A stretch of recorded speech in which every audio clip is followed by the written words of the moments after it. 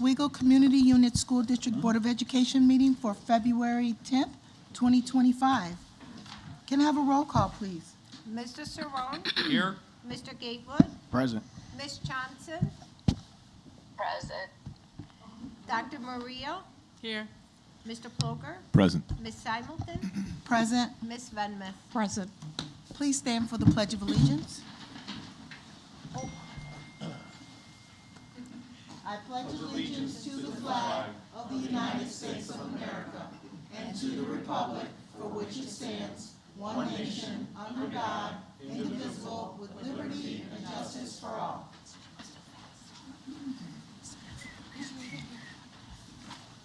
Our student board members, Hope Rie.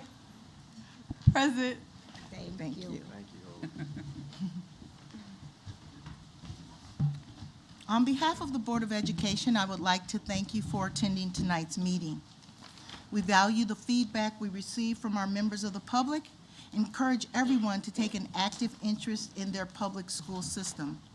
Residents interested in speaking to the Board of Education this evening are asked to have completed a comment card and presented it to the secretary to the board. When the secretary calls your name, I ask that you come to the microphone, state your name for the public record, and provide your feedback. Please note that comments are limited to 3 minutes per person, and no responses to your questions are permitted. Comments should be addressed to the Board of Education as a whole and not be directed to an individual board member, audience, or staff. The Board of Education will not address concerns against individual employees. Rather, a complaint against an employee must be in writing and signed by the person who makes it, and the Board of Education will refer any such complaints for appropriate review. Campaigning or advocating for any candidate is inappropriate during public comment. Comments should be limited to business before the school district and not political advocacy. Follow-up to comments and your questions and concerns will be addressed by administration through the contact information provided on the comment card. Thank you. Megan Halverson?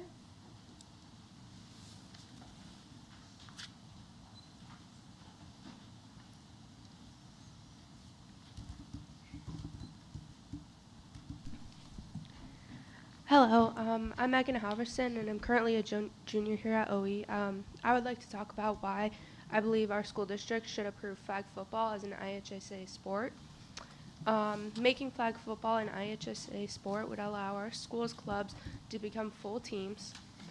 As teams, we would be competing against other high school teams. Flag football has become more popular and growing in high schools and colleges, and it still continues to grow. I have always wanted to play football. I've grown up watching it, playing with my parents, but they would not let me play tackle because I had some knee issues. When I came to high school, I was very excited to play powder puff. I had played my past 3 years here. At the beginning of the school year, when I found out that Oswego had a flag football club, I wondered why my school didn't have one. About a week later, my school announced that it was going to have a flag football club. I went to almost all of the practices and had a lot of fun, especially when we scrimmaged. OE would have the freshman and sophomore team scrimmage, the junior senior teams, and then we also played 2 scrimmages against Oswego. There were a lot of girls who came out to the practices and games and showed so much interest, which made it a really amazing experience. I believe in athletics for everyone, and this is a chance to give more students options to be athletes, team members, and competitors. I also play high school and travel softball. My softball coaches have seen improvements in my throwing from playing flag football. There are reports that throwing football has increased throwing velocity. There was a commercial yesterday during the Super Bowl about making flag football a varsity sport across all 50 states, and it sounds like a good idea to me, and I hope you agree. Thank you for listening. Yeah. Thank you. Thank you.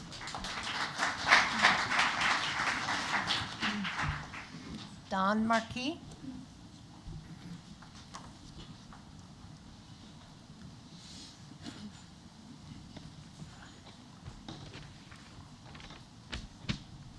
you're going to have to bear with me because I forgot my glasses. I'm too old to do that. But my name is Dawn Marquis, and as a concerned parent and taxpayer in our district, I find the recent trends in the educational spending and student performance alarming. My daughter actually just recently graduated, so both my children graduated from Oswego 308. The numbers speak for themselves, highlighting the troubling disconnect between our investment in education and the outcome that we see. I know this because my daughter just went to college. Over the past 4 years, spending per student has increased significantly, rising from $12,810 in 2021 to $15,156 in 2024. This is an increase of 18% per student.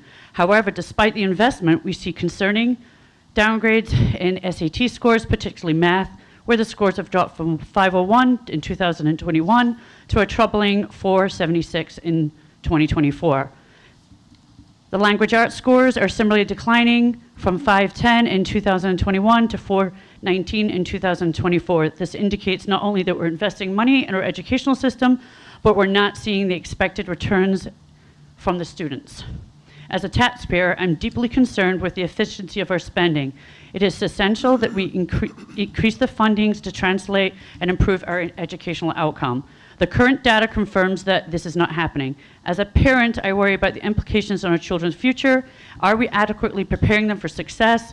Are our resources yielding better results? It is crucial that our district address these issues head on. We need transparency and accountability in our funds and allocated how they're spent. Additionally, we must explore new strategies to enhance our student learning and performance. Our children deserve the best education we can provide as our community, and we need to advocate for meaningful change. Let's come together and figure out where our money is going. Thank you. Kelly Bernardoni.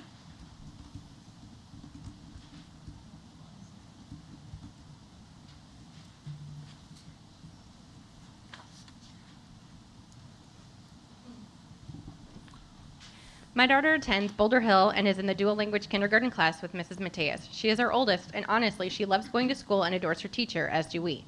However, it is becoming more and more apparent to us there is something not right happening in class. My daughter has been coming home for months telling me how other students yell at the teacher, throw things, and are disruptive. Students try or do turn over tables when they're angry, throw things at other students, and the teacher, yell at the teacher.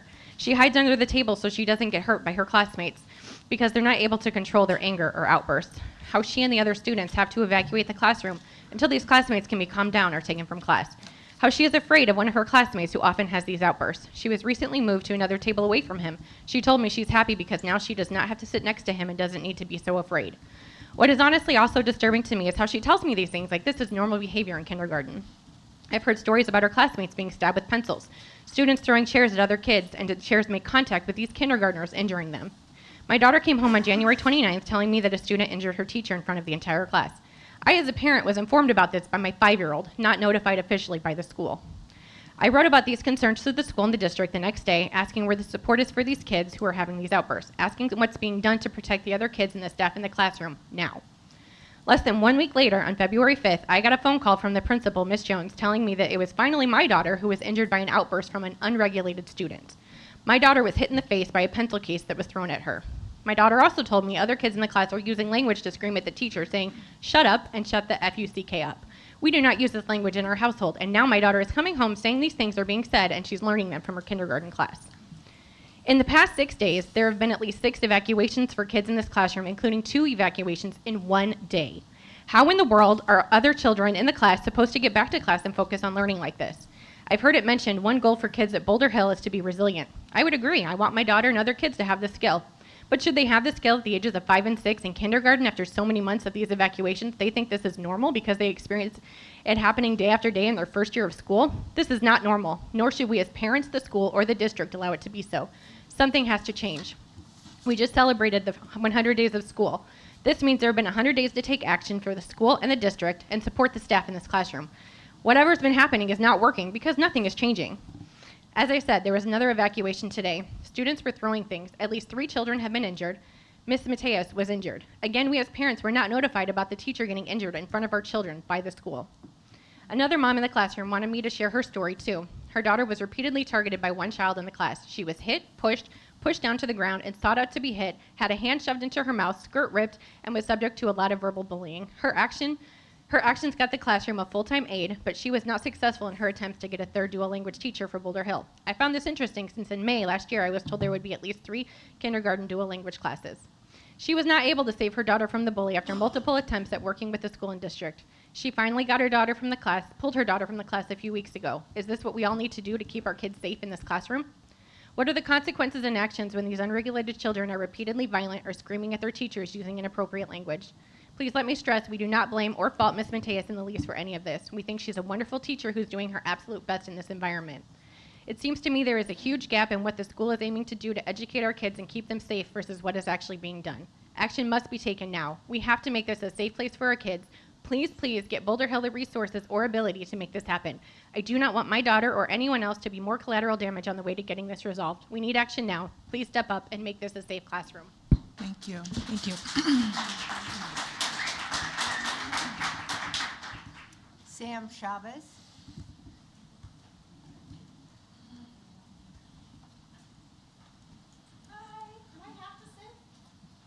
No? Yes, yes. It's for people online. Oh, girl. Okay, I'll hold it a little way. I don't want to hurt your ears. Okay. Let's do this. Put the timer on. We got it. Hi, my name is Samantha. I'm also going to piggyback on with that.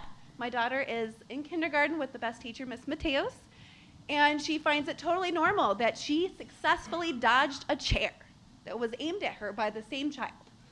She also was successful in dodging multiple attacks throughout the school year. This is normal. I don't hear about it directly. It's totally normal for us to be evacuated multiple times a day because another child's having outbursts. I don't think I've seen a project that she has worked on because the same individual has trashed her desk and stomped on her artwork. So I don't get those things sent home very often, which makes her very sad. She works really hard on them. She loves arts and crafts. I got a phone call at the beginning of the year. Same kid smashed her fingers, just stomped on them. Music class, no reason. Couldn't tell me anything else other than that. Sorry, I'm really frustrated and just, multiple incidences. Then, I find that other things are happening. No emails, no phone calls. I didn't know that the class was regularly evacuating for the longest until I decided to ask her, because they happened to be the beginning of the year. And then I didn't hear anything about it, because it's normal. It's normal to dodge pencils. It's normal to make sure that you kind of hover over your stuff on your desk. It's normal to keep an eye and keep track on certain kids where they are in the classroom. She was crying because her best friend transferred to another school, which is piggyback onto that, mom's story. Like, it's just, sorry, I'm shaking like crazy. The lack of communication, the lack of support for this child or any other children in there, this should not be normal. I mean, there's constant violence in the classroom. I don't know how she's learning it. I don't know how she's thriving in it. It's really sad because this teacher is incredible. She's not getting the support she needs, and we're not getting the information we need to help in the best way we can. We would love to volunteer. We would love to come with different outlets to help, but we don't know what's going on. We literally have to hear from other parents and reach out ourselves. Like, we all found out the evacuation through each other because, verifying, hey, my daughter said, they were on the hallway because the room got trashed. Oh, yep, mine said that. Yep, mine said that. Mine said that. So we do talk and make sure that the stories align of what's going on, and it's totally normal. Oh yeah, Miss Mateos, the kid grabbed a big gigantic candy cane, she don't know what it's called, and whacked her in the finger. She never came back. She had to go to the nurse. She left. Like, totally normal to attack the teacher. It's ridiculous. It's crazy, and lack of communication is probably the most frustrating on top of it. Something needs to be done. We got to protect our children. It's a great program. It's a great school. You have great teachers. They're not getting supported. We're not getting supported. All I ask is some action to be taken, some investigation to be taken, please. Thank you. Thank you.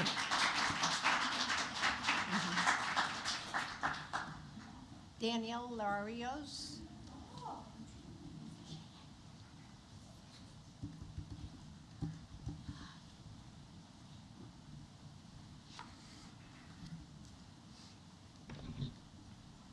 Good evening. Good evening. I'm going to read a prepared statement.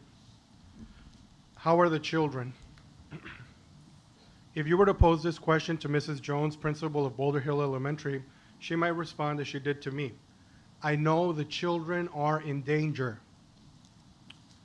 This was her chilling admission when I asked what was being done to protect my daughter. And here is a record of what's happened to her. The injuries that she has suffered. On September 10th, she was pushed to the ground twice. September 12th, 2 days later, she was scratched in the legs. December 10th, she tripped and fell. January 22nd, she was stabbed in the neck with a pencil.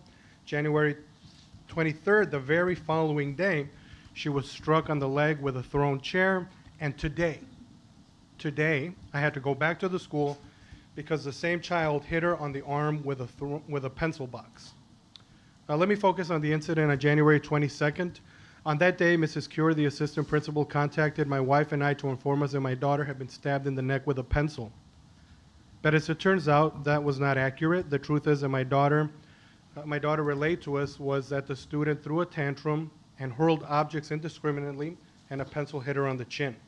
I was misled by this phone call. The facts were not straight. And this is showing an escalation of behavior by this child. Oh, and furthermore, we did not receive a phone call. I was told that that was protocol, that the parents are supposed to be informed when a child is injured.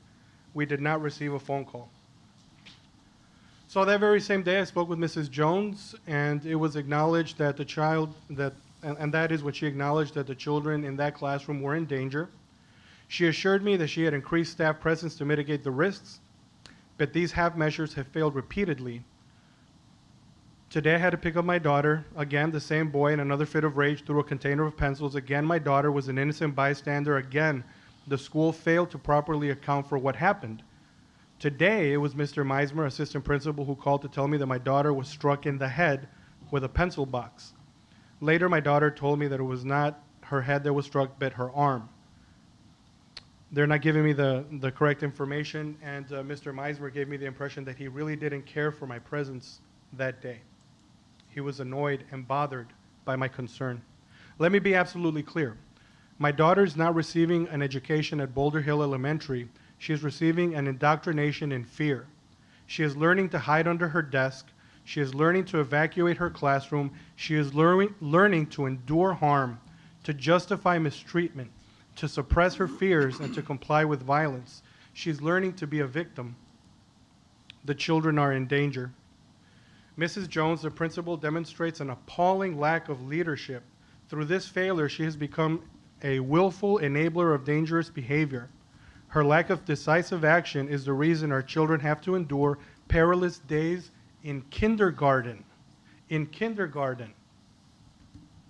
A failure of this magnitude is an embarrassment to our district. The children are in danger. Mrs. Jones has failed us all, including and especially the children causing these injuries. They're not to be blamed. The blame falls squarely on the administration, on Mrs. Jones, and by extension, those beneath her, Mrs. Cure and Mr. Meismer. Thank you for your The children are in comments. danger. Thank you. I know that tolerating inexcusable behavior is a standard at Boulder Hill Elementary, but what will be revealed today is if that is Thank you, also sir. the standard for the fine people here this evening. Thank you. Our children are in danger.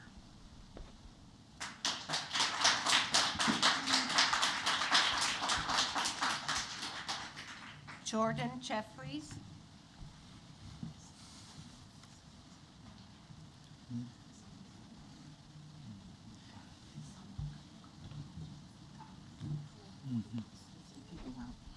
How we doing, everybody? My name is Hello. Jordan Jeffries. I'm just going to piggyback a little bit off of what's already been said. My daughter is a student at Boulder Hill Elementary. She is in Senora Mateos' class, which she loves dearly. But unfortunately, I have to sit up here and look at you all and say that my daughter is not being protected at this moment. I do not feel comfortable taking her to school. I do not feel comfortable leaving her in the care of other people. It honestly makes me question the whole education system. Now, I know a lot of the people here that work for the educational system feel that they are doing a great job. And there are plenty of you that are doing a great job. But the fact is that we've got this many people sitting here trying to defend their children. And that's appalling. It's honestly ridiculous, and we shouldn't even be here right now because we're talking about children. And I've got a list here from 2024 into 2025 of my 5-year-old stabbed in the chest, punched in the shoulder, kicked in the chest, slapped in the face, nurse called and giving wrong information on what's happening. Unfortunately, her mother and I, we are separated, but we are a united front. Now, there are plenty of times where she's getting information that I am not getting, and I'm relying on her to relay that information to me, and that's after going to numerous staff members and telling them I need information as well, because there doesn't need to be all of this miscommunication. And now that we're talking with other parents, we're starting to see that some of this miscommunication seems to be deliberate, and that's not good. Even today, we had another outburst, another set of things that happened, and another set of information that's being spread from parent to parent, trying to figure out what is going on. It's infuriating, to be honest. I don't know what else to do other than to literally take my daughter out of school and homeschool her. And that's what I want to do personally. But at the same time, there's trust in educators, there's trust in the plan, trust in what you people do every day. I get that. But her safety cannot come second. And that's period. And that's for everybody else that's sitting here. The kids have to come first. So you can see I've got my Boulder Hill Watchdog sweater on because once a month on a Friday, we get to go in as dads and we get to be that additional resource. We get to go in the classrooms. We get to say, hey, teachers, what do you need? Is it mixing glue? Is it cutting things out? Or is it going over and taking care of this student and letting him know that he's cared for, that he's loved, that you can take some time and we are gonna tend to you like a father would, right? Like a parent. And if this is something that needs to happen every single day in Boulder Hill, then that's something that needs to be in place. And there's plenty of dads, there's plenty of watch moms out here that want to be a part of this and they want to be in their kids' lives, they want to be a resource. So I don't want to hear about 60, 90 days in order to get this and that and that and that. I'm done with all that. I know you guys have rules that you have to follow. I am a father and that comes first. You must protect my child or else we're going to start talking about some different things here. And that's all that it has to be. So I appreciate your time. Thank you. Thank you. Thank you.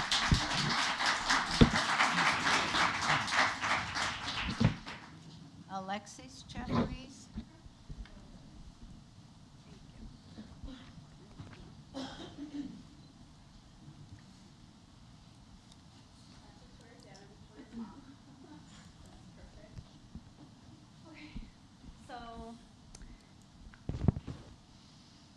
For those who have not met me nor spoken with me, I will introduce myself. I am Victoria Jeffries' mom. My name is Alexis Jeffries. She is a kindergarten student at Senora Matus's class in Boulder Hill. I was also a student and graduate of Oswego School District 308. Aside from being a student, I have multiple family members who have worked within the district along with previous superintendents. I was proud to be a part of this community. Furthermore, I am writing this email to come to a resolution to find some support for Senora Matus and her students, to find just, a little bit more support. Below are the incidents that have occurred with our daughter. Just in November, she was stabbed in the chest with a pencil, punched in the shoulder twice, kicked in the chest and face, slapped in the face. The nurse had called me that my daughter was crashed into a kid, hit her head, and that she was hearing ringing in her ears, so that I had to come pick her up. Upon arriving in the office, I was bamboozled, I will be quite honest, by Assistant Principal Ms. Kerr, basically encouraging me and trying to tell me that my daughter was going to be she wasn't the victim, that she was the aggressor. And I'm like, what are you talking about? I've heard that she just crashed into somebody.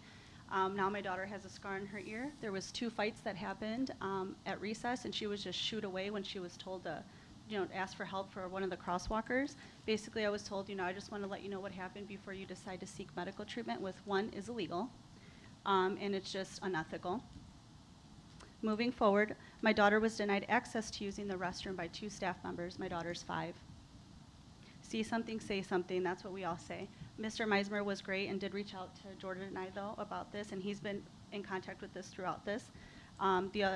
Miss Jones, unfortunately, she did explain that principals, don't deal with this, but it's after all this, and it will continue. My daughter was hit in the face with a Play-Doh cup with Play-Doh in it, elbowed in the chest, pulled down by her neck twice, tripped over a student. Last week there was 5 evacuations in the classroom, 2 in one day. Today there was another. There's hold-in-place drills where the children are held and told to hide under the desk, and then there's the evacuation drills with an emergency bin where the students are taken out of the classroom. I will be running out of time, but if you guys would like, I can forward my email. But basically, everything is within the handbook that these children aren't learning. This isn't normal environment, and everything that's in your guys' handbook is not happening in this classroom, nor in the, this is not only, it's for Ms. Dolstrom's class, other students are being affected, and it just, these kids aren't learning. They're emotionally and physically being injured, and that's just not what we need. We don't need 5-year-olds, coming home like this. Our daughter has a scar in her ear, has been having nightmares and urinating herself in class, also at home, because of all these situations, and she's afraid to go to school. So, thank you. Thank you. Thank you. I know I'm not supposed to do this, but that event that she talked, or when she said that our daughter was denied access to the bathroom, it was during the pickup line. So she was in the car going to pick up our daughter, and our daughter was standing outside. It was about 10 degrees outside, and she was refused access by the staff member outside and the staff member inside to go inside and use the bathroom. My daughter ended up urinating on herself in 10-degree weather outside in front of everybody. So it wasn't just a refusal of the bathroom. It was much more than that. So thank you. Thank you. Michelle Traeger.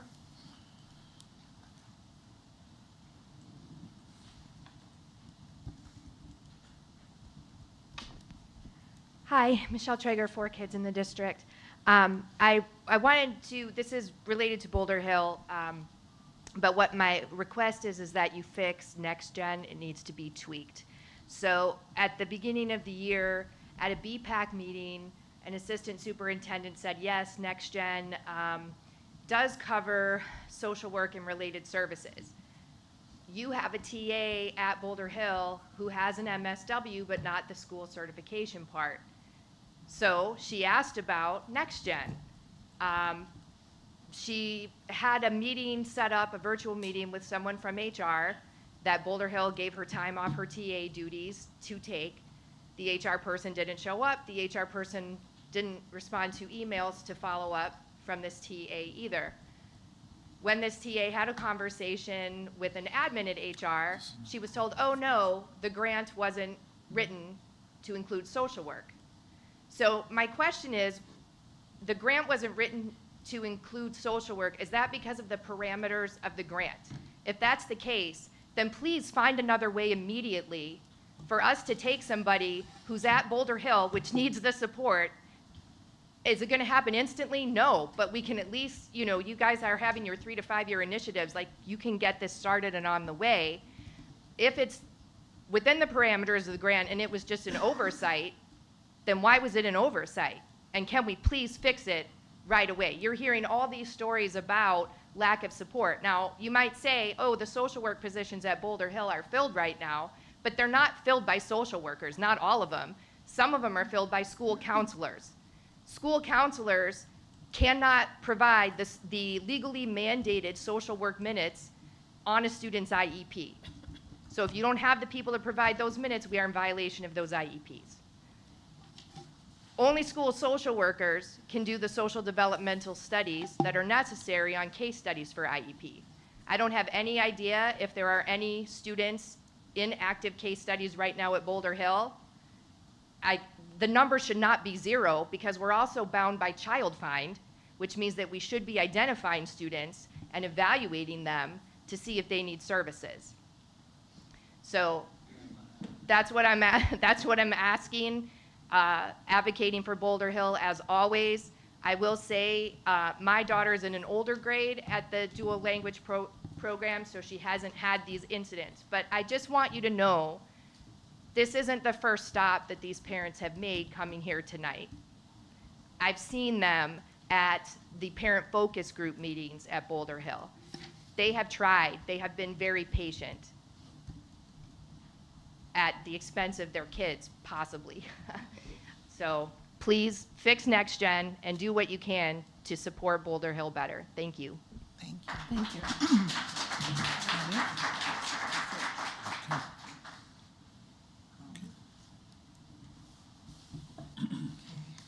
Your turn. Is this you? Approval of agreement. Right. Good evening, board. This evening we have invited members of the OEA to join us in the approval of the agreement with the Oswego Education Support Professionals. And I'm going to turn it over to Dr. Zwemke. Well, good evening, everybody. Thank you very much for your time. I'm very excited. Tonight to bring up our members of our executive board for OESPA. So if Ms. Lynn and Ms. Nikki, can you come on up to the podium, please?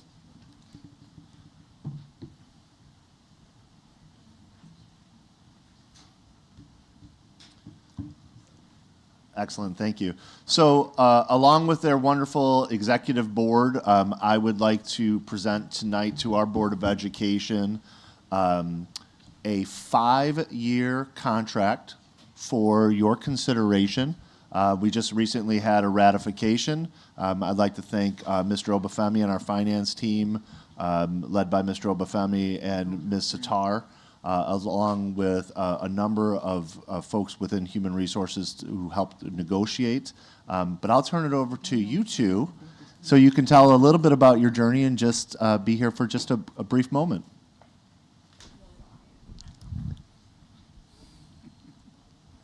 Hello. Good evening. For those that do not know me, my name is Lynn Waite. I am the president of the OESPA union.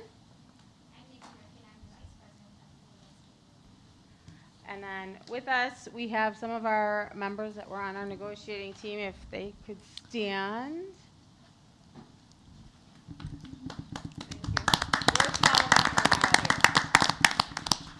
Our board consisted of a lot of, I'm a special education secretary at Oswego High School. I'm the registrar at Oswego High School.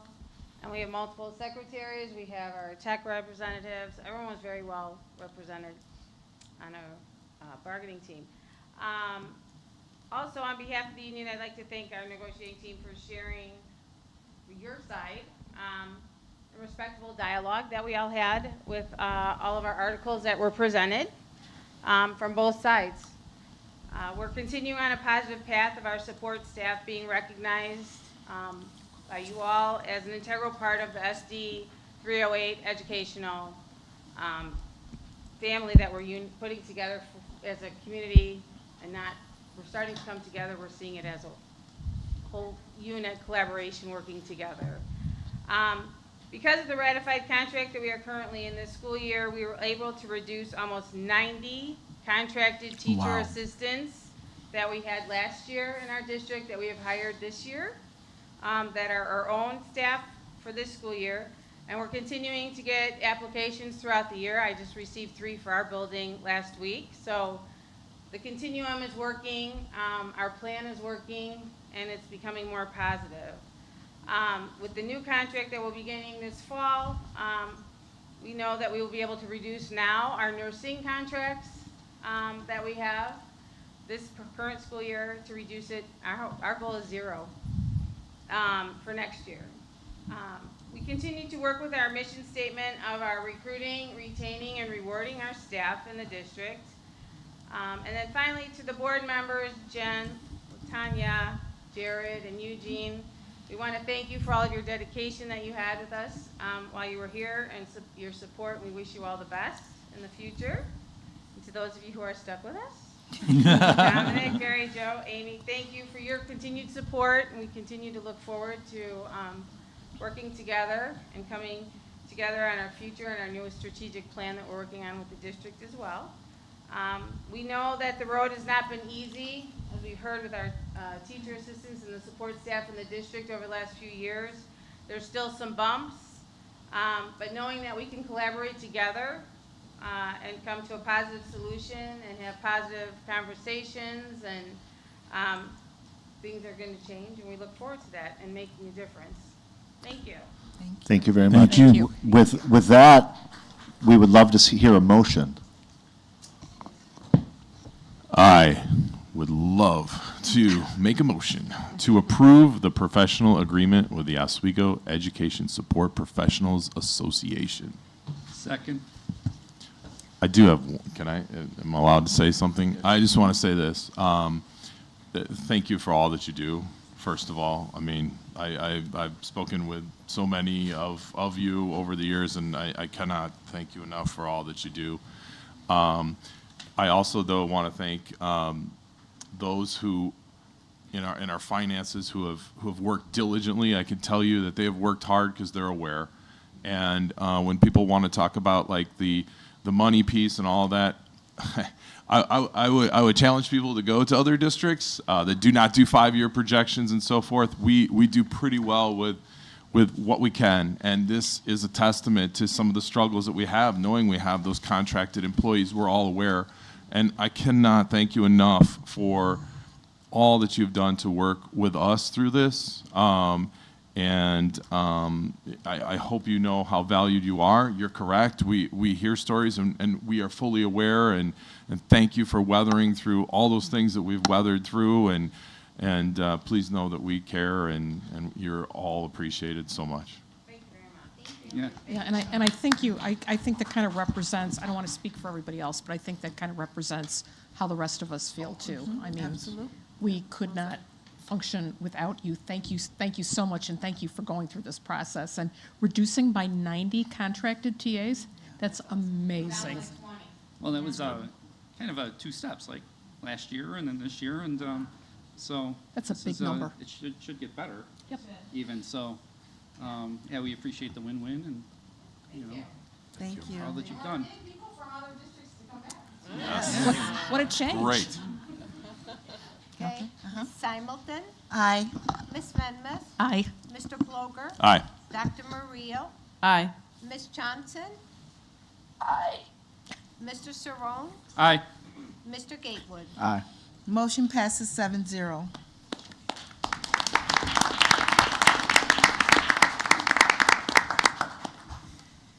Okay, now we'll have a presentation from the Airmark, an update from Airmark. Thank you, Board. Aramark is here to kind of give an update and go over the Second Chance Breakfast, as well as some increases in participation in the food service program.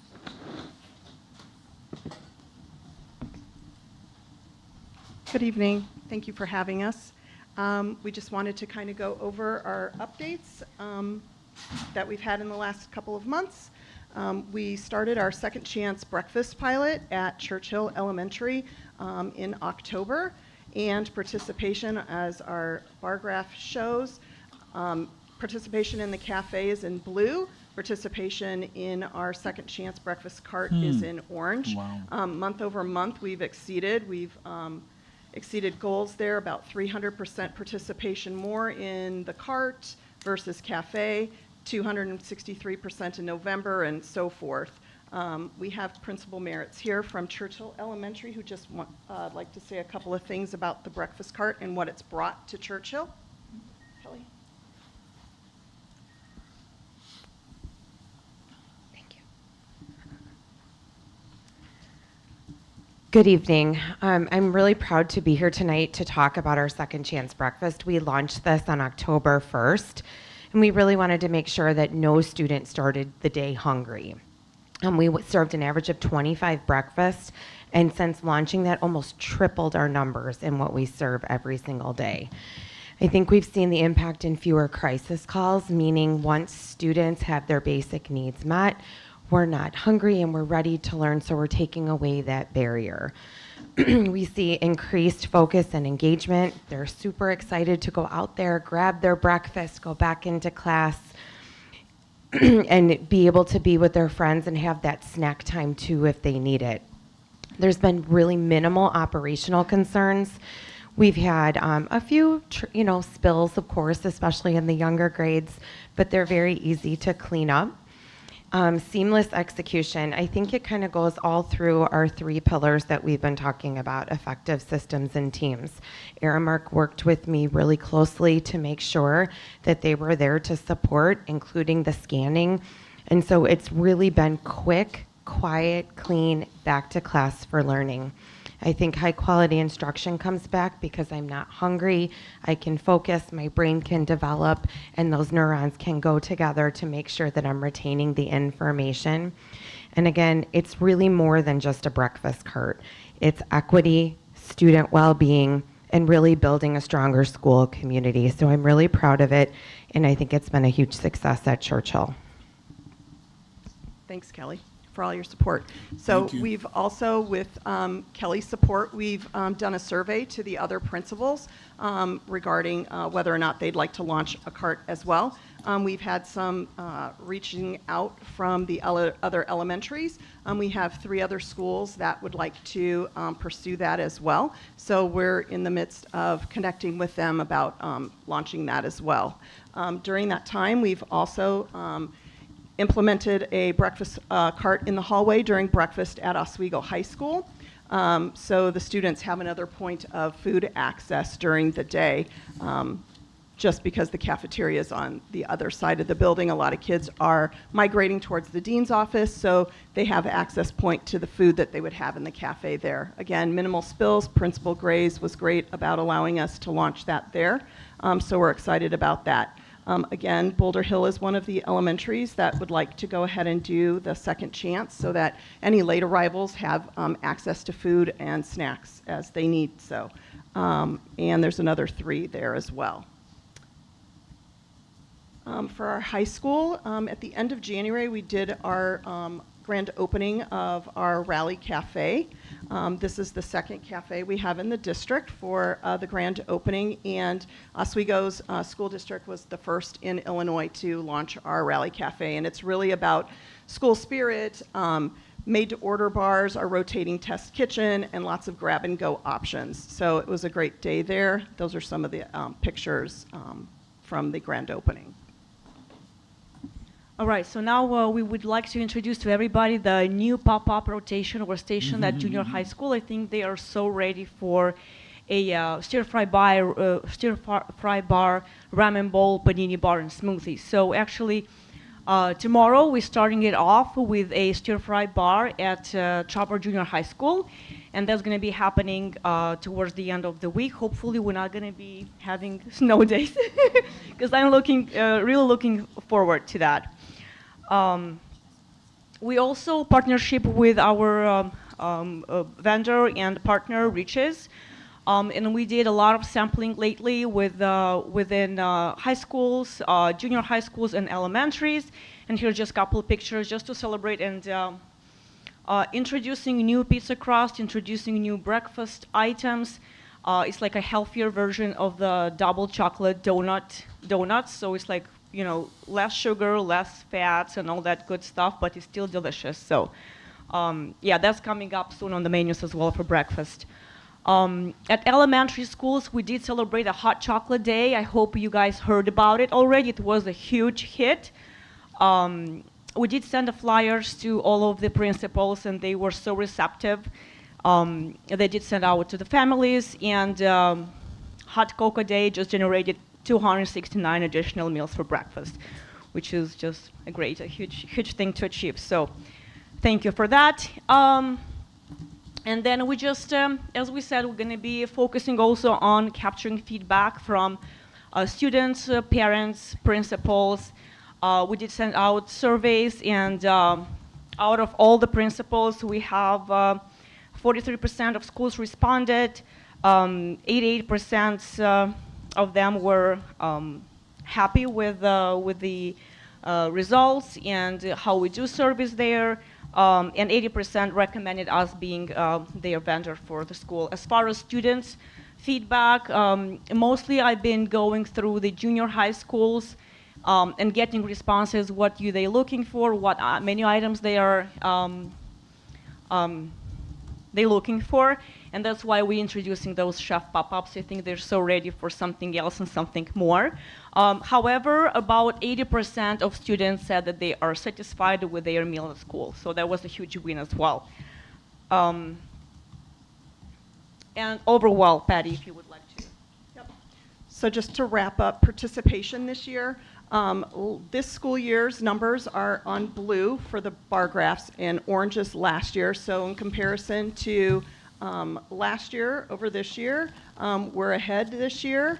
We've had an increase in breakfast meals, you can see, and lunch meals as well. So overall, we've got about a 3% increase in meals and about 233 meals per service day more. So we're looking forward to introducing more things for the students to try.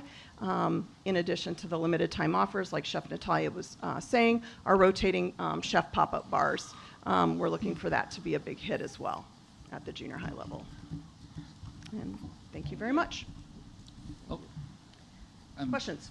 Yeah, the second chance meal I saw you looking at Boulder Hill. When are you? So, is that for next year? Principal Jones reached out and she said that she was going to be talking with her administration about implementing that and where she would like it. So as soon as that's finalized, we have in the works a person to prepare those bags, and we'll find the labor to what time she wants it running. Okay. The school. Yeah, last time I had the concern for the kids that tend Churchill. to show up a little bit late, Mm-hmm. you know, because the buses and Correct. Boulder Hill is quite large with a lot of busing. Mm-hmm. So, and probably, and then they have a large number of free and reduced lunch as well. So, so just. We definitely want to make sure we capture all of the students, doesn't matter who, as long as they're late, you know, they can come in at whatever time. We're just trying to figure out a time when that would work best for the school. And then the other thing, I'm still hearing some issues at Boulder Hill. Okay. Milk delivery. Oh. I don't. Delivery. I'm getting nods, head nods. Delivery. So,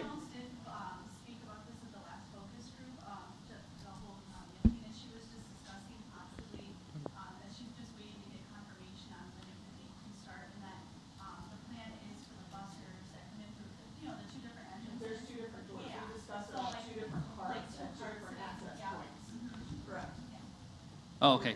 Yeah, I just heard there was shortage of milk a lot of days. So, those were my only. I just want to make sure, you know, our kids are getting fed. You know, we're not missing the kids that are showing up late, not by their fault. You know, so. So that's what we want to do, and all of the staff knows at all of the locations, any of the late arrivals, and we've tried to go to the offices as well. Any of the students that have late arrivals, they're great about writing down like what their lunch choice might be, but if they're hungry, please send them down. We can get them a breakfast meal as well. But this way, it's a little bit more organized the way we've done it at Churchill. It kind of also seconds is like a little snack program. They march on in and march right back. So it's kind of like camaraderie with Getting your head nod behind you. It's worked really well. So we're hoping to model that again at the other schools. I'm excited. Okay. So, Go ahead, Mary. okay, sorry. So will this eventually be district-wide? We would love for that to be district-wide. Okay. That's my question. I'm wondering who What are you makes waiting for? that decision? Yeah. Is it just about principals reaching out? Because through the lens of equity, we want to make sure that all of our students have an opportunity to have that second chance at a breakfast if they don't get it, if they get late. But so what are the requirements or stipulations to get a cart? Just everybody's, if they want it, we can do it. I mean, we just need to get the labor piece there, and we have extra carts in the district that we had ordered during COVID. So it would just be a matter of purchasing more of the equipment, but we can make do with what we need. A lot of the constraint that had been before is because the district is carpeted and the spills, but what we found in Churchill, it's been very minimal as far as like the garbage and that, so. Okay.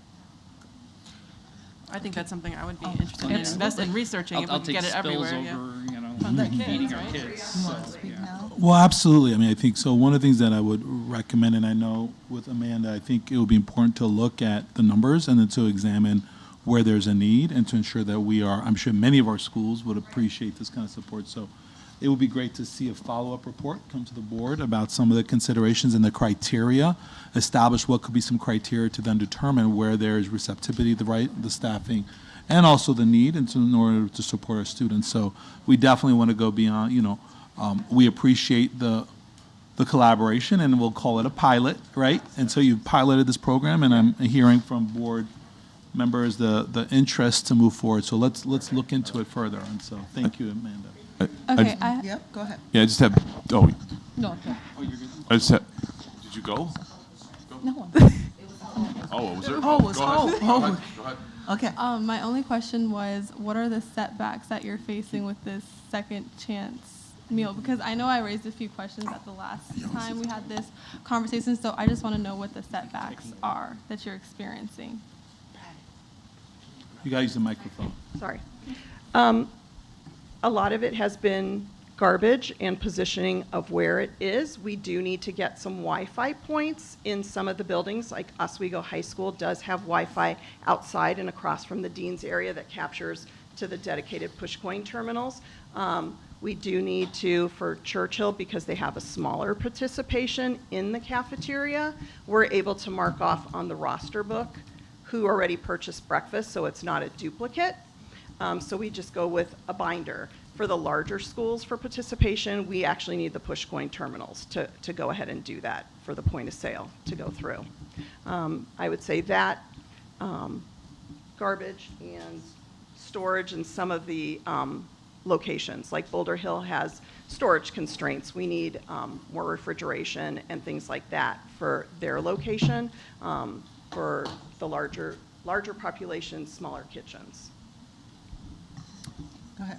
I just have two questions. They're both on the finance side, and I imagine one you will be able to answer and one might be for you. So, by the way, if anybody's ever interested, there's a nice little inflation calculator on the U.S. Bureau of Labor Statistics. And if you, just as an example, if you put $12,000 on January 1st, 2019, that's the equivalent of $15,000 today, which means $12,000 in 2019 is the same as $15,000 today for your purchasing power. I'm curious if you've how much like hiring and some of those pieces as far as labor market and inflation, has that affected anything on your end as far as rolling this out, or not really?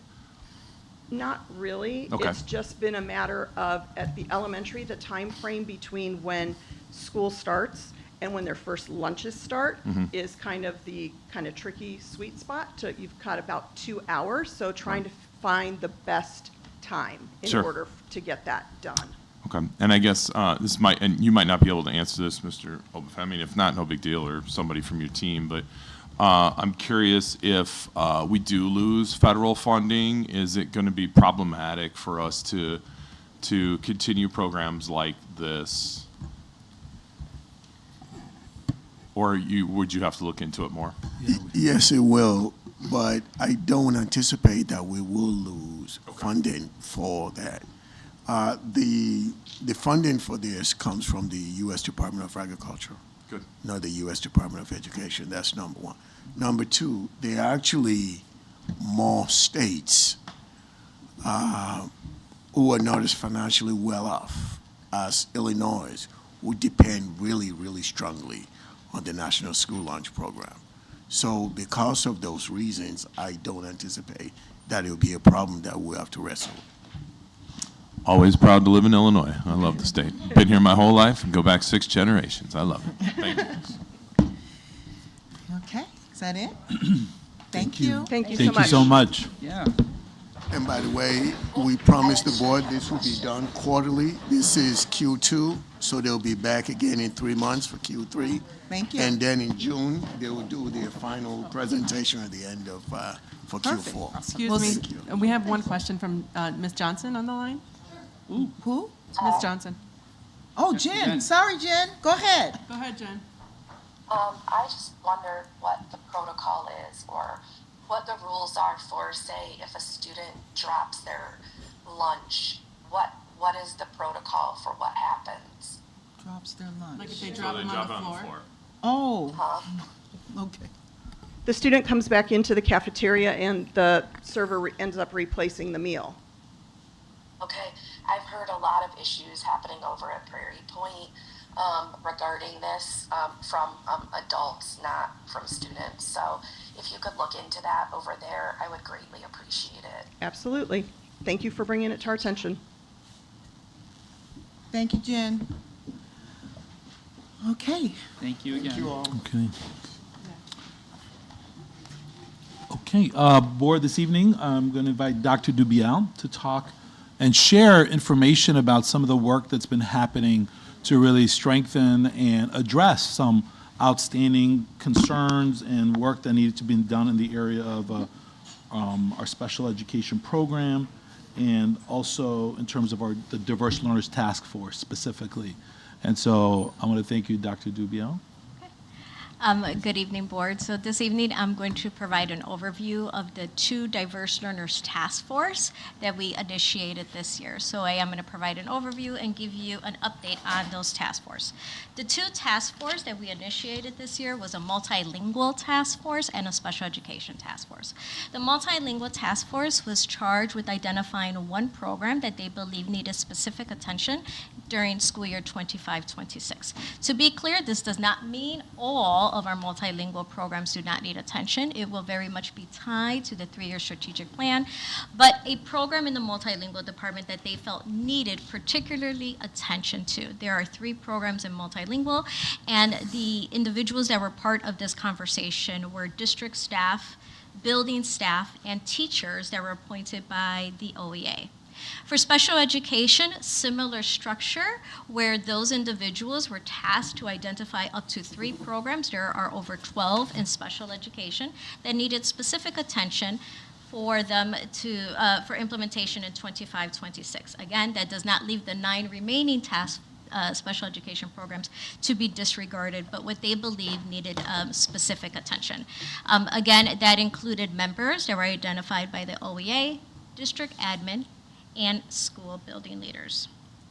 The timeline of the task force for this year had 3 phases, and it will continue into the next year. So the task force came together for the first time in November and December. I will speak to the process that involved.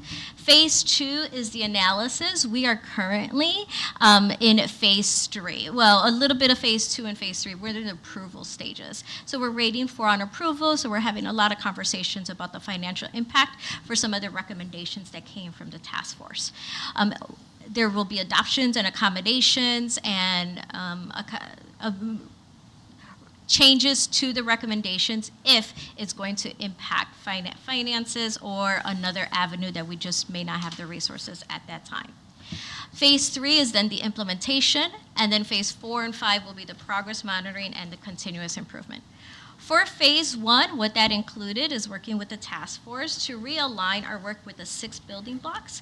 You will remember our consultant, Ann Cummings-Bogan with ACB Consulting, allows us to utilize her framework because those attributes lift up common vision of excellence, responsive strategies, and areas such as data-driven decision-making. With working with the group, we also emphasize the criticalness of a 7-point decision-making continuum, making sure that the individuals in the space realize this was not a my decision, a you decision, but an our decision. Finally, we utilized a Trago, and that's the name of a company, that utilizes a number of different decision-making protocols, and we landed on the SCAN decision-making protocol. And what SCAN stands for is where the individuals in the space could identify the issues, be clear on the issues, ask questions regarding the issues that could be impacting those programs, assess the priorities, and identify next steps. So all the team had was all the information in front of them regarding all the programs, and they identified the program, again, that they believe needed immediate attention in 25-26. That immediate attention could range greatly. In this work, we emphasize and founded our work in the 3 foundational practices of effective systems and teams, high-quality instruction, equity, and rightful presence. An example of the effective systems and teams that we lifted was ensuring that there was collaboration, Again, union partners, all the individuals, all the teachers on the task force were identified by the union, and we built capacity. One of the things we learned is that there was some gaps in some of the awareness surrounding the program. So we took some time to build everybody's capacity on it so that when we get further into the discussion during phase 2, they felt well versed on the programs. For phase 2 of the analysis, after we conducted our scan, after we verified that there was a continuum of 7 points, and we lifted the ACB blocks of the 6 building blocks of decision making, then we delved deep into some quantitative and qualitative data. That data included student enrollment, the students who were in their home school or not in their home school, but they were in a program that could have been far away or close to their home school, the transportation, logistics, and information, academic data such as access scores, and curriculum, or an absence of perhaps some curriculum. The qualitative involves some teacher administrator feedback. There was a lot of feedback that was taken from the group based on their known experiences with students and families. As mentioned, the high-quality instruction that was lifted in the phase 2 was going into a deeper dive to the quantitative and qualitative information.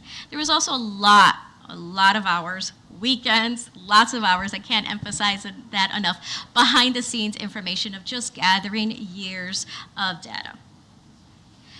Phase 3, and that's where we are at right now. So now that the task force are done and have made their recommendation, it sits with a variety of teams to analyze what can be realized. So there may be some adoptions, there may be some adjustments to the plan.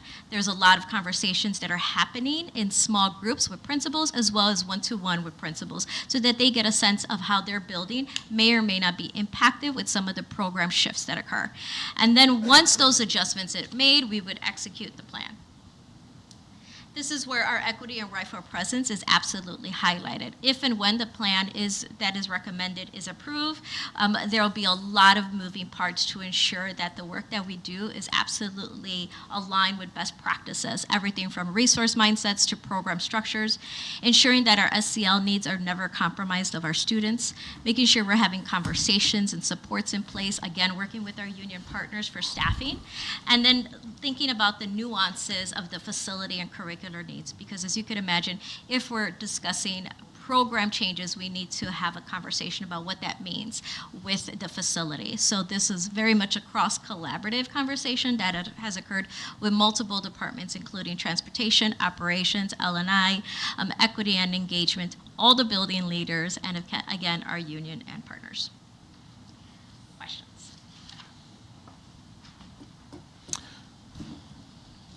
Thank you, Dr. Dubiel. So I just want to first reiterate, I think one of the things that tonight's purpose was really to give you a sense, board, of the process that we're engaging. You will be hearing within the next couple of months some of the additional now specific recommendations. But I thought it was important for the board to hear tonight some of the process of what's gone into thinking about the challenges that we are facing in our various diverse learner programs and to ensure that that's aligned. I'll lead off in terms of questions, Dr. But can you talk a little bit about how this is connected with the strategic planning process and how those two are complementary? And then I'll open up for the board. Yep. So as alluded to earlier with multilingual, there was one program out of 3 that was identified, and with special education, 3 of the 12. What we anticipate in the next 3-year strategic plan is looking more deeply into all of the programs. The purpose of this task force was to identify a program that the team felt needed immediate attention.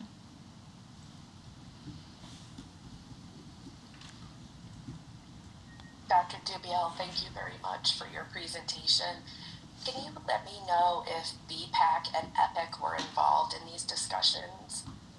So one of the things that we did is ensure that, no, they were not. So one of the things that we did was ensure that our union partners were, but what we anticipate, first of all, we're very much in phase 3, so that's where the accommodations and adoption pieces would be. It would be very difficult to bring it to a group where we don't know quite yet what is being recommended. So we're very much in limbo to see if now what's recommended is actually feasible. And we've, like just today, we made more adjustments based on some building leadership feedback. Once we have a sense of what is going to happen, yes, we anticipate that there'll be an opportunity for some informational sent out to the different parent groups. Okay, I think their feedback would be incredibly helpful and supportive moving forward. So thank you. Okay. Other questions, board? I just wanted to inquire a little bit about, because you had mentioned, all the hours, weekends, like all the data that goes in. I appreciate the quantitative and qualitative piece, both of those being there. I think they're very important. I'm just wondering, I'm thinking of another conversation that I heard about data and how easily accessible it is in regards to being able to pull data for items like this. Seems like there's enough data, but are there areas of growth in regards to what we could support as a board in regards to platforms that would do some of that data pulling for us and make this system or this process more agile? Yeah, and I think we're having conversations at the senior leadership level to talk about some of the data platforms that we have. We know we're examining one in particular. Well, we may be examining a particular, but there's one in particular that we know needs a refresh and a reboot. Yeah. So I do think it would be something that would be advantageous for the district to have a more friendly, user-friendly, and we are having those conversations of what that could look like. Something to come in the future. Yeah. Thank you. Yeah. And I would say that we leaned in a lot in these committees that you're talking about, many of them are union-led. And so this initial phase is really that review.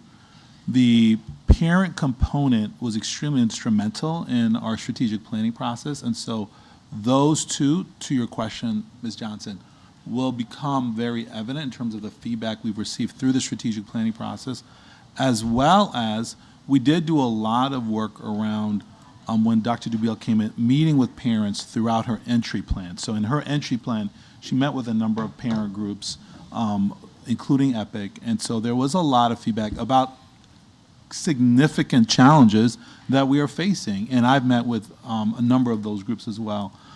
Particularly with individuals from those groups. And so there are some very true, tried and true challenges that are longstanding, and a lot of those are a part of the work that we are working to develop a very coherent and methodical plan to ensure that we can get to the other side of this. And I think one of the things that we'll close with is if you want to talk a little bit about the program descriptors and the win that we have received there. And that's a first for our district. And I think a parent recently said to me that the last time we had program district was 2015 is what I hear, so. Correct.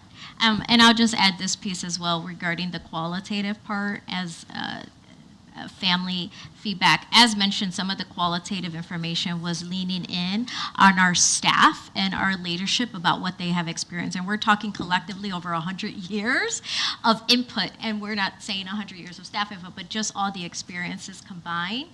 We had almost an infinite number of feedback regarding all kinds of plans. So feedback and insight regarding people's trials, tribulations, celebration, regarding all kinds of programs. I don't think that there's anything that would be shared would be surprising. However, of course, we still welcome that insight, right? Because there was a lot of information shared that we were aware of. That's why we elevated this and we accelerated this rather than wait for the 3-year strategic plan.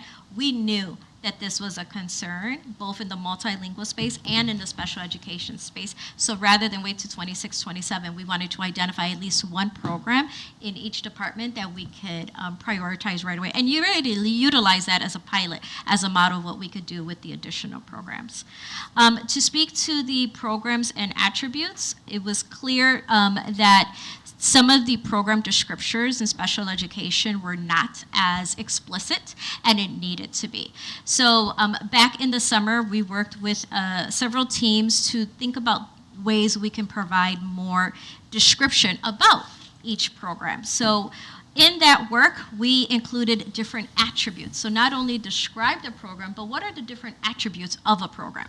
Those attributes are factors such as learning profile, so that included academic, functional, and cognitive processing, health, communication, sensory motor, social, emotional, and behavioral profiles, and access to general education. So with each one of our programs, not only are we describing it, we've identified all of those attributes of the students that may fit or may likely fit within each of these programs. So it was quite a collaborative process. After we've identified and we had these attributes drafted, we shared it with the OEA. The OEA then provided a survey to their membership on what they thought about the language of the attributes and the descriptors. We took that feedback and we took that feedback and we adjusted again. So we're excited that we're finally going to publish it. It's currently sitting with our translators so we can have it all translated into Spanish. That's awesome. Very good. Okay. Thank you so much. Thank you. Thank you. All right, now we invite Dr. Kelgati to provide us with his superintendent report.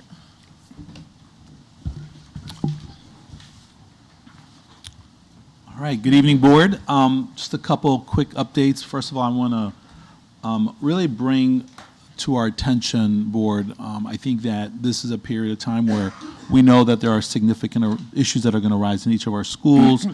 I want to reiterate our district administration's commitment to when problems do arise, we are always and will continue to address those and work with the school staff, work with parents, work to understand how to do it better. I know that at times those issues become extremely escalated, and it's extremely important to us that we continue to maintain a posture of improvement and never giving up until we have those fully realized and fixed. It's not done until every child feels successful at school. And I want to reiterate our commitment as a district to that spirit of continuous improvement and the importance of we won't not give up, and we will continue to work on those, and we recognize the challenges facing those. And I would say that in that same spirit, we think about our history, and this is a period of time where in our history, this month, we celebrate and we recognize Black History Month. And I think no history can be more in America reflective of that commitment to struggle and to a rising above the challenges that come before us. As a nation, we think of Black History Month not just as Black history, but really our history as American history. I think the motto in our nation of E pluribus unum, out of many one, reminds us that our strength lies in our diversity and in our unity. And as we reflect on our rich contributions and the rich contributions of African Americans throughout history in our nation, we celebrate how these stories are woven into the fabric of our American journey. I encourage all of our educators, students, and families to participate and to reflect on the activities and the experiences of our history and recognize the importance of that today and beyond. Our district website actually has a number of activities being highlighted, and so I encourage those of you to reach out who haven't seen any of those to take a look at some of the things happening in our community right now. This is peak cold and flu season. I've actually, it's a really tough period. I know a lot of staff and students and educators, board members are facing that, and just as I've been asked as a public health announcement, just remind us the value of washing hands. My dad was a pediatrician and always reminded me of that, so washing hands and lots of liquids, and I've used ginger recently. That helps a lot too. So, but that's a little home remedy on my end. But I really want to thank everyone for their efforts to work together and staying healthy, and sometimes that can be hard, and we have to stay home when those things happen. Last but not least, I know that it is almost a kindergarten registration. Oh wait, I'm sorry, I misread that. So kindergarten registration is open, and we are excited to welcome our next group of students. I want to thank Mr. Bell and his department. This is the time to really start to complete those registration forms for parents. It's kind of like, oh my gosh, I can't believe we're here. The process is fully accessible online. And your early registration is really helpful when we think about the way in which we prioritize and we think about our staffing for next year, class sizes, and resources allocated. And really, it's the best way, early registration and registration now is really helpful when we think about the ways in which we can think about our dual language programming, opportunities there, think about the ways in which we are supporting families and students in entering the school year. I'm excited that on March 11th, we'll be hosting a KinderQuest. This is a new thing for our incoming kindergarten students. Again, that's March 11th. This special event will offer prospective students and their families the opportunity to meet school administrators, staff, and representatives from various departments, including special education, transportation, multilingual services, technology. Stay tuned for more details on this exciting event coming soon if you haven't seen it yet. So, and with that, put in your calendars. And with that, I want to thank the board and invite the board for any other comments you may want to make related to announcements and celebrations. Some celebrations. Several students from OHS placed in the Scholastic Art and Writing Awards this year, so congratulations to all of those Panther writers. Yay. Poetic Justice, an OEHS writing group, had a successful showing at the Regional Scholastic Writing Competition. They have advanced to the national finals. These students wrote these pieces in creative writing, spoken word, and the Spoken Word Club. Congratulations and good luck at the national level. Wow. Dr. John Waller, who is in this room. Dr. Waller, who's the Assistant Superintendent of Equity and Engagement, is the recipient of a number of recent recognitions for dedication to and advocacy for all students. Congratulations to Dr. Waller for receiving the following: the ACE, Accelerate Career Through Education Leadership Award, the 2025, don't be giving her dirty looks, the 2025 Women's Empowerment Award by the Quad County Urban League, and the Black Student Association Motivational Speaker Award by the annual Black Excellence Ball. Congratulations to you. Congratulations. Many SD308 band and choir staff members were selected to present or perform at the 2025 Illinois Music Educators Conference. Congratulations to Juliana Carvelius at Murphy, Chandran J. Daniel at Thompson, Lisa Heemstra at Bednarsik, Devin Cano at Trauber, Rachel Maxwell at Trauber, Jessica Corey at Plank, Kevin Schonbach at OHS, Stephen Rexroth at OEHS, Stephanie San Roman at OHS, and Samuel Moore at OEHS. Thank you for showing off your talents, and thank you for all you do for our students in band and choir. Those of us, I wore the wrong shirt. I didn't wear the band shirt tonight. Oh, well, we appreciate you. Our junior high robotics teams have recently celebrated success. So congratulations to the Plank Octobots and the Bednarsik's Domo Arigato for their performance at the Batavia Sectional Tournament. And congratulations also to the Bricks of Power from Bednarsik, the Waterlog Gearheads from Murphy, the Otterbots from Trauber, and the Sea Pickle Bots from Thompson for their hard work this season. Congratulations. I don't know which name is my favorite. The OHS and OEHS chapters of Business Professionals of America also recently competed at their regional competition. In their first year of having a chapter, OHS advanced 4 students to state, and in their 9th year, OEHS advanced 83 students to state. Congratulations and good luck. Yay. And last, the Oswego High School floral team recently won state. Congratulations on this amazing accomplishment. We'll pass it back to you, Madam President. Thank you. And now we will hear from our student board members for their report. Okay, so I'm excited to announce some very important things that will be coming up. So on March 3rd, the students will be hosting a district's public forum. As student board members, we are honored and excited to create a space for students to share their experiences with teacher-student relationships. Additionally, we are hopeful to gain insight and feedback that will further guide us into finalizing our action plan to improve teacher-student relationships. Amplify will take place on March 13th at Oswego High School from 5 p.m. to 8 p.m. Our very own coalition students are planning to lead students, educators, and community members in sessions that address important topics like censorship, gender identity, and psychological safety.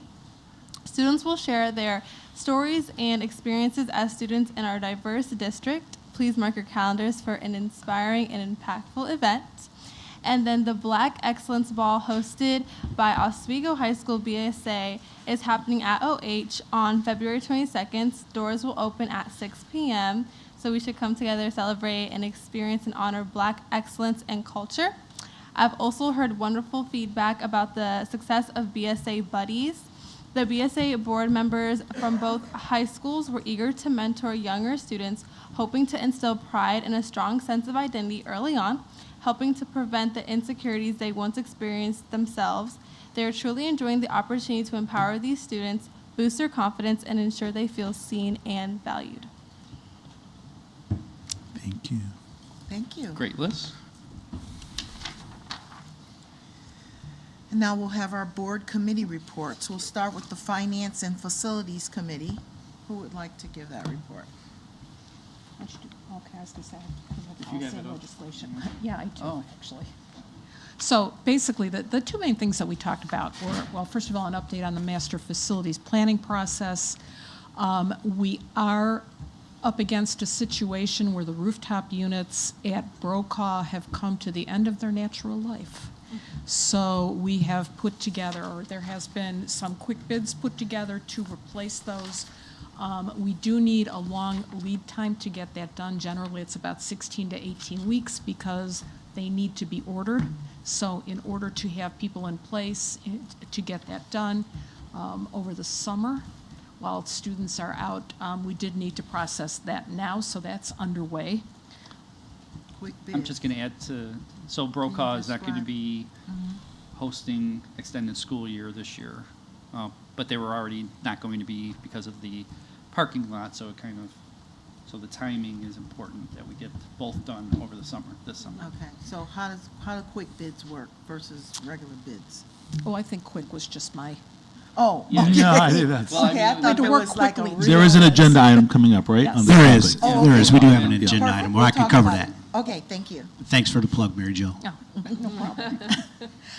The other main thing that we talked about, speaking of bids, there are bids in on the pavement and rehab projects across several of the schools, including Brokaw, Grand Park and Murphy, Oswego and Oswego East. I think that's here for information today, correct? It's not here for information today? Are we not doing anything? We're doing a lot, but that's not today. It's not coming up tonight. Well, anyway, those are in the works. Obviously, that wouldn't be until till the weather gets warmer, which it won't be in the next few days. So based on the bids that have come in so far, it looks like the lowest bidder is Abbey Paving, who we've used in the past and has done some good work for us. So anything else you'd like to add? Okay.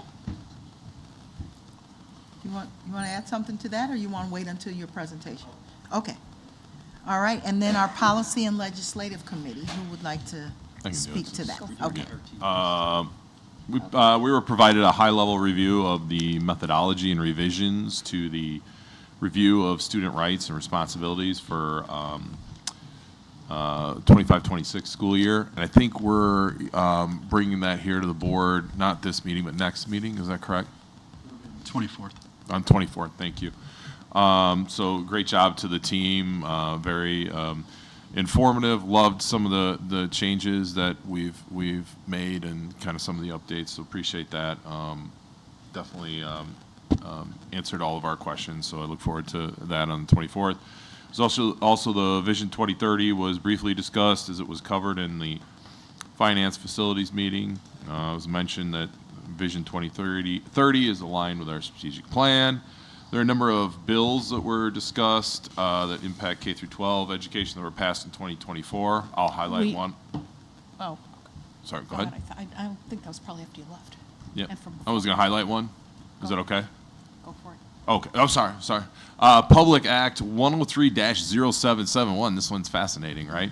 Actually goes into effect June 1st, 2025. And that listen, all of us educators out there are excited that fellow board members that you will now, in part of your training, will be to be inducted, if you will, into training on how to improve student outcomes. The training will regard improving student outcomes required by the state in the scope of the duties of a school board member. So that happens and goes into effect June 1st, 2025. As I said, many of us educators are, no, I'm just kidding. Most educators don't even know that that's happening. But I happen to be excited that that's going to be a part of new school board training, if you will, and hopefully that will help. So I'm going to tag on to that. We also had a discussion about Title IX because there have been some changes based on the new administration. Title IX basically deals with sex-based discrimination in school or education program that receives funding from the federal government. It's historically been pretty fluid. There were changes made during the 2016 administration and then during the 2020 administration, and there were some rules that we adopted and added to our policy based on that. The new administration is going back to the changes that were made before, so at least that's the latest news. And because I am not the expert on this, Mr. Bell, I am throwing it over to you for the latest update. Thank you for that. So yes, we were operating prior to the start of the school year on the 2020 Title IX rules. Those regulations were impacted as of August 1, or the first day of school, if you will, through January when the new administration took over. They have since vacated through various legislative acts, many things, and have gone back to the 2020 rules. And so what we have learned is that IASB and Press will be issuing guidance on that in their April issue of Press. We did update several of our policies according to the 2024 rules, and so we will look at the Press guidance as those updates come out and then bring those back to the board for first read and action accordingly. Thank you. Thank you, Chair. Okay. Madam President. Thank you. All right, any board comments? Well, I got one. Go for it. Go ahead. In my spare time, right, I moonlight as the vice chair and a commissioner for the Grand Army of the Republic War Museum, War Memorial Museum that we have in Aurora. It's a true gem, and they kicked off Thursday night. We had a little dinner and kicked off Black History Month with a new exhibit there called War on Two Fronts, or the Two Fronts, I think it is. Man, now I'm bothered. But it was talking about many of our African American Aurora veterans and what they faced after coming home from such wars as World War I, World War II, and some of these other wars as well, which was fascinating. And here you go. I want to embarrass somebody. I learned something. This is what I learned. Sorry, you know I'm going to do it. This is what I learned in the conversation. I learned that our president, right, President Simonton, that her mother was the first clerk of Aurora, the first African-American clerk, African-American female, on top of that, clerk in Aurora. So that was, I went there, and that was what I learned. On my way out, she'll tell you, I called her right away, and I said, listen, I want to tell you what I learned tonight, right? Oh, they learned some other things too, but that one I got the most excited about. So it runs in the family. Yes, she proceeded to tell me that exact same thing, yes. Love first. Yeah. But if you get a chance, definitely check it out. It's pretty cool, and it's awesome that we have that in Aurora. So, yeah. I'm going to tell my mom that you brought her name up because she'll be excited. I have a comment. It's regarding the whole Boulder Hill situation, but I just wanted to start off by saying, as someone, me and Callie and SSAC, as we talk about building teacher and student relationship, I think it just goes far beyond just high school students and junior high. It also reaches down to elementary and kindergarten, preschool. Those are also important age groups as well. and fostering a safe and nurturing classroom for all ages and all grades up until high school and even in college is very important for all students.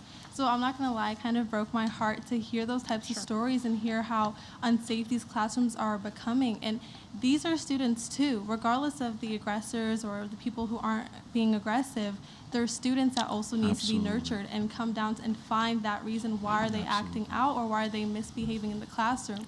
Not to just like throw them off on the side, but to understand where they're coming from, because these are kindergarteners. These aren't even like high schoolers. These are children. And you know, like everything starts at home, and fostering a very healthy, safe environment without disregarding the situation and making it seem like it is okay because it's not okay. Not for students that are getting injured and not for the person who's That's acting right. out. It's not okay either That's way. right. So and I know Callie's not present here, but she did tell me she was watching online, like being someone who is advocating for a healthy teacher-student relationship, it also goes beyond just what me and Callie do in high school or for our junior highs, also for our elementary, also for our kindergarteners, also for our preschoolers, because it starts young. And if we can build preschoolers and kindergarteners to have a really good teacher-student relationship, you don't have those issues of self-efficacy coming on early on in middle school. You don't see those issues coming in high school, because now they've grown into it. So we start at a young age, you teach and you foster an ability to learn and be in a positive environment at a young age so that you don't have these issues in the future. You don't see them in junior high, you don't see them or reduced in high school. So that's my only comment on that issue. Thank you for that, and that's why you're here. And it is the role and responsibility of us who sit on this board to make sure that our students, they deserve and we expect for them to have a learning experience that is safe, where they feel where they feel a sense of belonging, and that that no harm comes to them. I mean, so as part of what we do to monitor ourselves as a board, I wrote on here that I was heartbroken to hear it. And so this kind of stuff will not happen on our watch, and we will make sure that things are taken care of. And I know I'm speaking for this entire board when I say that. And so things will be taken care of, and they will be taken care of, because you guys are our future. And I can't imagine the types of experiences, if they're having these types of experiences, how that's impacting them. And every one of them are our children. They belong to us, and we would not want any harm to come to them. So, enough said, right? Enough said. Can I lighten it up a little bit? Oh, yeah. Unless anyone else has any comments about it, and I agree with everything that you said. I just want to, as I usually do, just highlight a few things that I've been to and done since the last meeting. First of all, I want to highlight Osaic was here at Oswego East last Friday, which is basically a multicultural gathering with. Oh my gosh. Let me just say there were so many tables with food, different ethnic foods. There were so many people there celebrating so many diverse nations, and through food and through song and through dance. Again, I want to stress that it's really important that we keep our diversity alive and we celebrate everybody else's culture. So if you didn't go this year, you had better go next year, because I totally blew my diet, and but it was well worth it. Did get a chance to catch some wrestling between Oswego and Waubonsie Valley. I want to highlight that, especially with winter sports, regionals are going on, sectionals are going on, not only in wrestling, but other winter sports. So I want to congratulate all the successes so far, and wish good luck moving into, for those that haven't finished yet, especially wrestling, move into sectionals and finals. Did go to a couple meetings at the Wheatlands in Southbury, and it is amazing how much you can get from teachers and staff at 7:45 in the morning before their second cup of coffee. I do want to thank them for all of their contributions and all of their hard work across the board, but at those two schools in particular. I was at the Black History Job Fair, also here at OE, in this very room, where there was an honor given to the lovely Dr. Waller, who is my highlight for this particular meeting. I would also encourage more people to go to that. It could have been a lot better attended, but, and then finally, and then I'll be quiet, this past Saturday was the 15th annual Hoops for Hope, which is where Yorkville High School and Oswego High School come together and play a lot of basketball and do a lot of things like have, they do blood donations, they take registries for bone marrow, there's food, there's raffles. I was only able to catch the sophomore boys. It was a really close game, but we won. So that was good. But I also was able to catch the ceremony of the survivors, and what was really cool about it was all of the student athletes got together from both schools, and everybody gathered in a circle in the middle of the court, and everybody held up a certificate, which basically had the name of someone whose life, someone that they knew whose life had been touched by cancer, whether they passed or whether they were a survivor. So it was, there were also cancer survivors there, some of whom have been there multiple years. This was all at Yorkville this year. So again, it was a great community experience, and next year it's over here at Oswego, so I would encourage you to attend. And that's it from me. I forgot one thing. February 22nd, for those that don't know, speaking of blood drive, you want to do it? Yeah. Go for it. So we have talked, or many of you know Robin Vickers in the community and her son Andy, who passed away last year. There is a blood drive on February 22nd. It's kind of posted all over the place. See me if you need. It's on our website. It is on the website, okay. We are trying to get, actually, we have a pretty good turnout so far, but we are accepting blood donations in honor of Andy, which is something that he would want. So it's a great, another great community gesture, and Robin does a lot for the community. So if you can make it, and if you're eligible to donate, please come by. Well, make an appointment first. Yeah.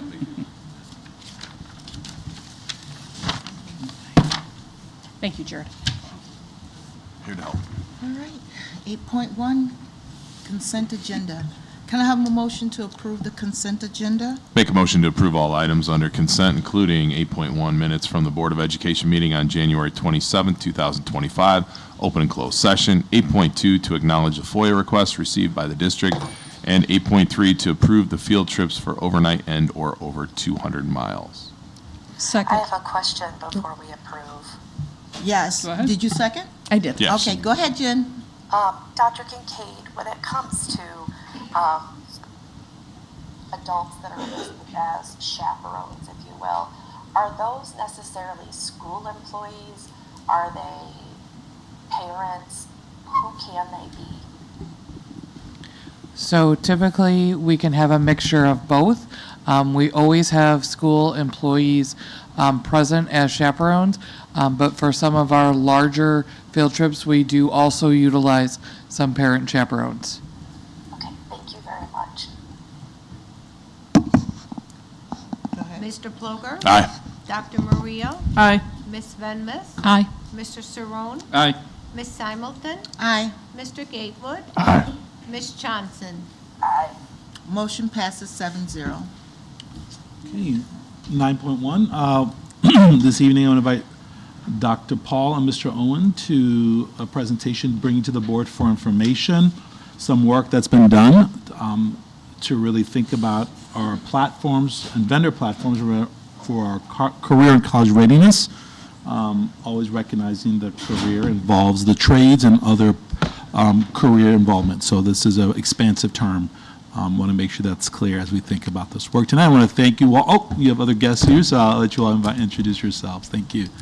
Yes. Hi, everyone. Good evening. Ben and I are very excited to also share some additional staff members who were part of this process to highlight the journey we've been on this year in exploring a college and career readiness platform. So I'll give them a chance to introduce themselves as we begin our presentation. Good evening. I'm Kate Lippold. I'm the Assistant Principal of Student Services at Oswego High School.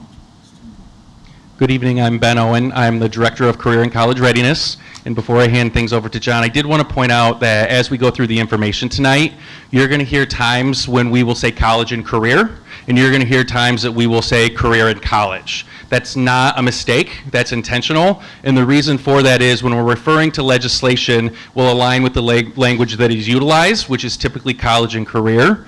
However, when we are referring to the district goals and future readiness for all of our students, we put the term career first because we want to ensure that we're preparing all students regardless of what that future path is. So I did want to call that out, that that's not misspeaking.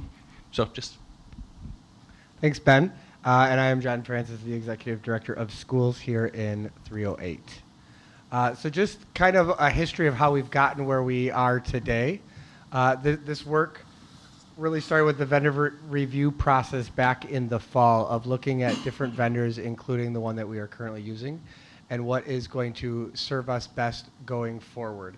The reason we really needed to do this is getting feedback from the people who use these services at our buildings that we needed something that was better for us in preparing our students for their future readiness, and just something better than what we are currently using. This lies within all of the work we're doing with the strategic planning.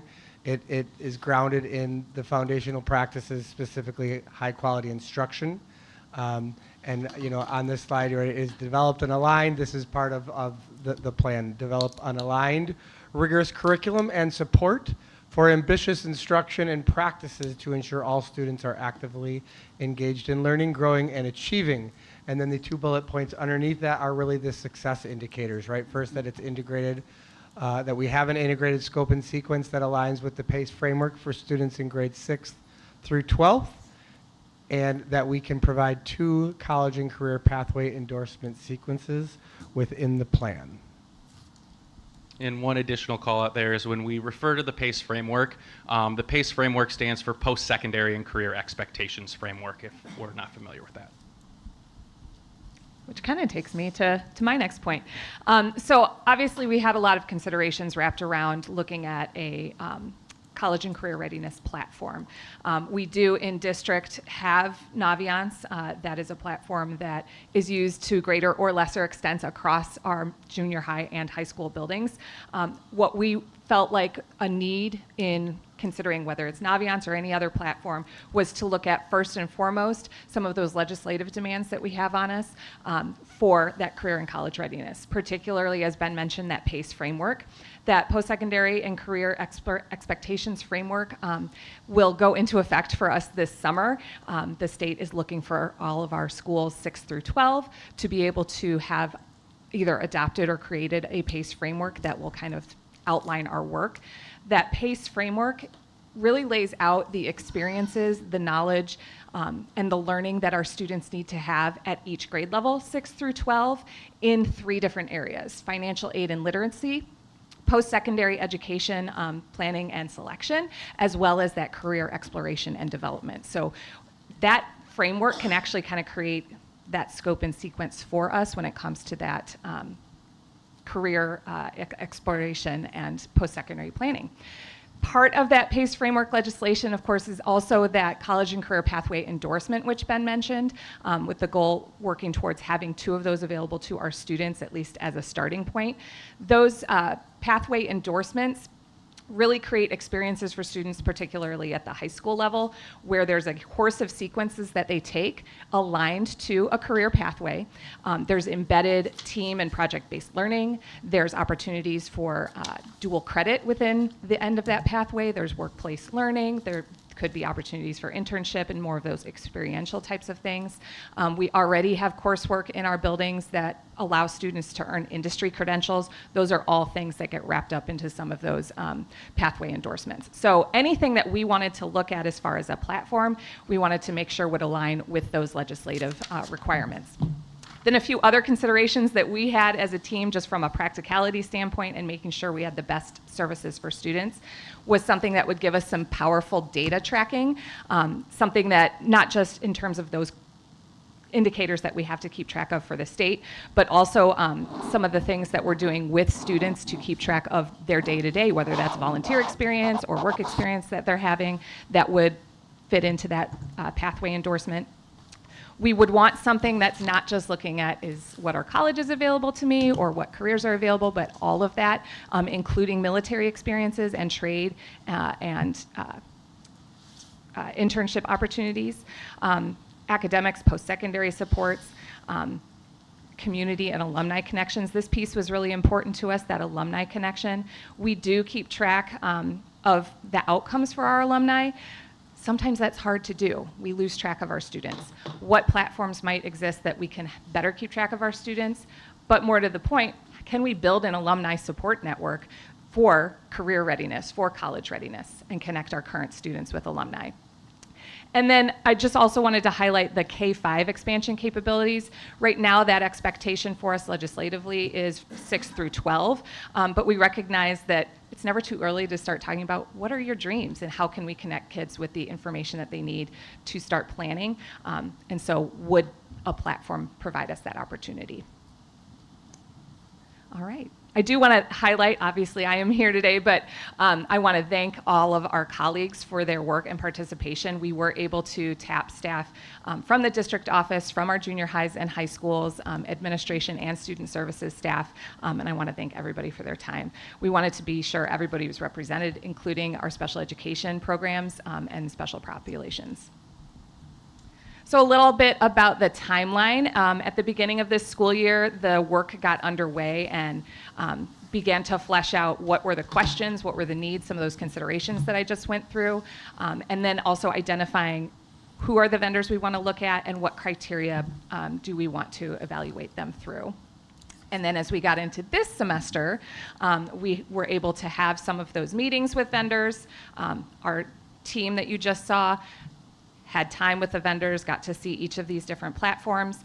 And then we had an opportunity to pull students from each of the high schools to spend some time working in each of these platforms and get some feedback from the students. Because while we as the adults in the room might see, hey, this looks nice, or we get good information from it, we really, if we want our students to be invested in the process and use the platform, then we needed to get their feedback. All right, so I'm going to talk a little bit about the actual vendors that were part of the review process, the selection criteria, and then into our recommendations. So there was 3 vendors that took part in the vendor review process, and they were selected based on the extent to which they are engaged in this market in supporting schools and future readiness for students. So the 3 vendors that took part in the vendor review process were Naviance, which is the current college and career platform that we have implemented in School District 308, School Links, and Zello. And the platform considerations or evaluation criteria, so as Kate mentioned, when we started this process, there was that list of things that she initially referenced that were really important to us to help ensure that we were providing these opportunities for all of our students, but also to ensure that we were really being reflective of how comprehensive this work is. And to do it right, we need a platform that is going to provide a lot of layers of support for our staff and for our students as we move forward with this work. So these criteria that were developed for the evaluation process are really based off those considerations. And I'll call out a few things from each kind of bucket here, but the first one is data tracking. And as Kate mentioned, it was really important for us to not only have the ability to track those things that are going to be legislative requirements or are currently, such as our college and career readiness indicators, the components of the post-secondary and career expectations framework, but also to be able to customize and pull the data that we need to be able to kind of adapt and best meet the needs of our students. So that was referred to previously. When we look at career and post-secondary exploration, this is really important because we are not just focusing on a single path for students. It was really important for us to ensure that the platform offered a robust offering and resources and supports for all of our students regardless of what that path is. So as Kate mentioned, for some students that might be college. For some students that might be entering the workforce and the trades. It might be the military, but we're really focused on that career preparation for students regardless of what that path is for the students. Getting into the next component is academics and post-secondary. What we're looking at there is how the platform can either further enhance what we're doing for our students or increase opportunities through a variety of different things. I want to call out a couple specifically. So from feedback from our student services department, it has been identified that the need for a comprehensive course planner that can be utilized by our student services staff, by students and families as our junior high students are planning and moving into high school to be able to interact and kind of engage in that planning process for 4-6 years, whatever that looks like for them at the time, proactively through the platform. So kind of growing the abilities that we currently have in place here. That also allows for like streamlining and efficiency to free up some of the time of our student services staff to be able to serve students in other capacities also. Really important, obviously, that we maintain the common app or the college integration application components, as well as like just the simple tasks that students need to complete, like obtaining transcripts and those types of things. In terms of interface support and network, I'll quickly summarize this into a couple key points. The first one is how user-friendly is the platform for our different stakeholder groups. Looking at our staff, looking at our students, our families, our community members, and really focusing on all those stakeholder groups that could engage and the level to which they could engage with the different platforms. When we look at support and network, it was what support does each vendor provide us through the implementation process, through the rollout of features, through the professional learning aspect, to ensure that we are implementing with fidelity and that we are going to be successful as we move forward with a platform regardless of what that is. And then the last thing here is network of support. So beyond what that vendor can offer, because we know there's limitations and those relationships aren't necessarily forever, it was important for us to look at that network of support beyond the vendor itself in terms of other districts that are similar to us, neighboring districts, similar in size that we could partner with and learn from their experiences and how they've utilized these platforms also. And then the last column here, other features. This list could be extremely comprehensive because there's a lot of things that can support this work. As Kate mentioned, the community and industry partner component was really important. So we wanted to make sure that the platform that we were going to recommend gave us the ability to increase our interaction with our community partners in terms of being able to more effectively communicate in terms of career and college activities for our students, but also to invite them in when it's appropriate to be able to come into our classrooms, support that career exploration, attend different events, and really enhance those community partnerships that are in place for our career exploration currently. The last thing I'll mention here, because a lot of these were already mentioned, is we wanted to ensure that there was the ability for parent or family involvement also. So what did it look like from a parent account access? How could parents and guardians support their students and be involved in this process also? So that brings us to our recommendation for a college and career platform moving forward. And based on the process that we went through, we would recommend SchoolLinks as being the college and career platform for School District 308 beginning in the 25-26 school year, with implementation starting this spring.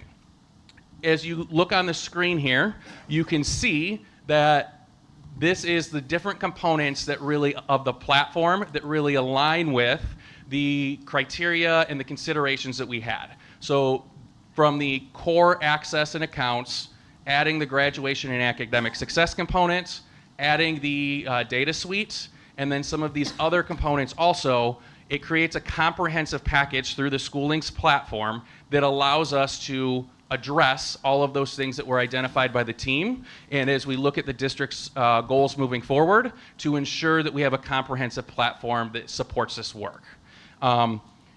We did receive some intentional feedback from members of the Equity, Learning, and Innovation Committee, and there was a couple questions that came up as we were discussing the different components here that I did want to address to make sure that we had those answers also. So the first question that came up was, through this platform, would School Links be the place that students, in addition to utilizing Common App, that college integration tool, is it the platform where they could also accumulate letters of recommendations for that process? And we did confirm that yes, this would be the same platform that they would do that work in. An additional question was, would we have the ability to onboard alumni, or is it just limited to current students? And we did receive confirmation from School Links that we do have the capabilities to onboard alumni also through this process if we choose and determine what that looks like. And then the last question was in regards to the HBCU Common App, asking if that was integrated into the platform also. And it is not directly integrated, in essence, like the Common App itself is, but School Links did confirm that they have processes in place to support students through this, and that they have experienced no issues in other districts with students completing that process. So a couple key advancements when we look at School Links that really align to the work that we have ahead of us in District 308 is that industry partner management. So we talked about being able to grow and enhance those relationships. That is one key component. Another feature that was kind of really shined through the School Links vendor process was the Student Opportunity Board. And you'll see a screenshot of this in just a moment. But what this does is it gives students the ability to search through the School Links platform and look for job opportunities and other opportunities. So internships, career opportunities, and different things of that nature that they can filter based on specific criteria that they put in. And this is housed through not only our community partners, but also community partners who may be involved with other districts and have posted opportunities within the platform for students also. Looking at some of those academic enhancements such as Course Planner and the ability for a public-facing digital course catalog, those were advancements over where we're currently at. Alignment to the legislative requirements and career exploration for all students was crosswalk resources that really directly support the requirements, looking at scope and sequencing, the ability to customize what's already there, but also things that we may want to modify to best meet the needs of our students. And then the accessibility features to make sure that all students and users have access. We talked about the network of support. And one advancement I'll say with School Links is that when you look at the Chicago and Chicagoland suburbs, 90% of high schools are utilizing School Links. So when we look at that network that is available to us, there is a deep well that we can reach to kind of learn from other districts, but also to partner with and ensure that we are moving forward with intentionality and fidelity as we implement. And then the last point is the parent and alumni access. We did briefly talk about the parent access. I do want to call out that when our students become alumni, so we have our students who have accounts, when they become alumni, they retain their School Links account through School District 308 for life.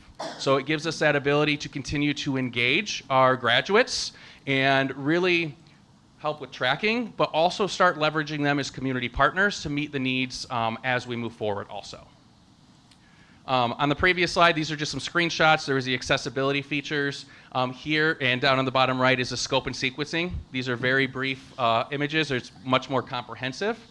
On the next slide, this is just a preview really zoomed in on what the industry partner management looks like. So this is where we have the ability to list partners that we currently have, collect information at different events, and include these partners in our database, and target specific audiences that we want to reach out to engage in different capacities.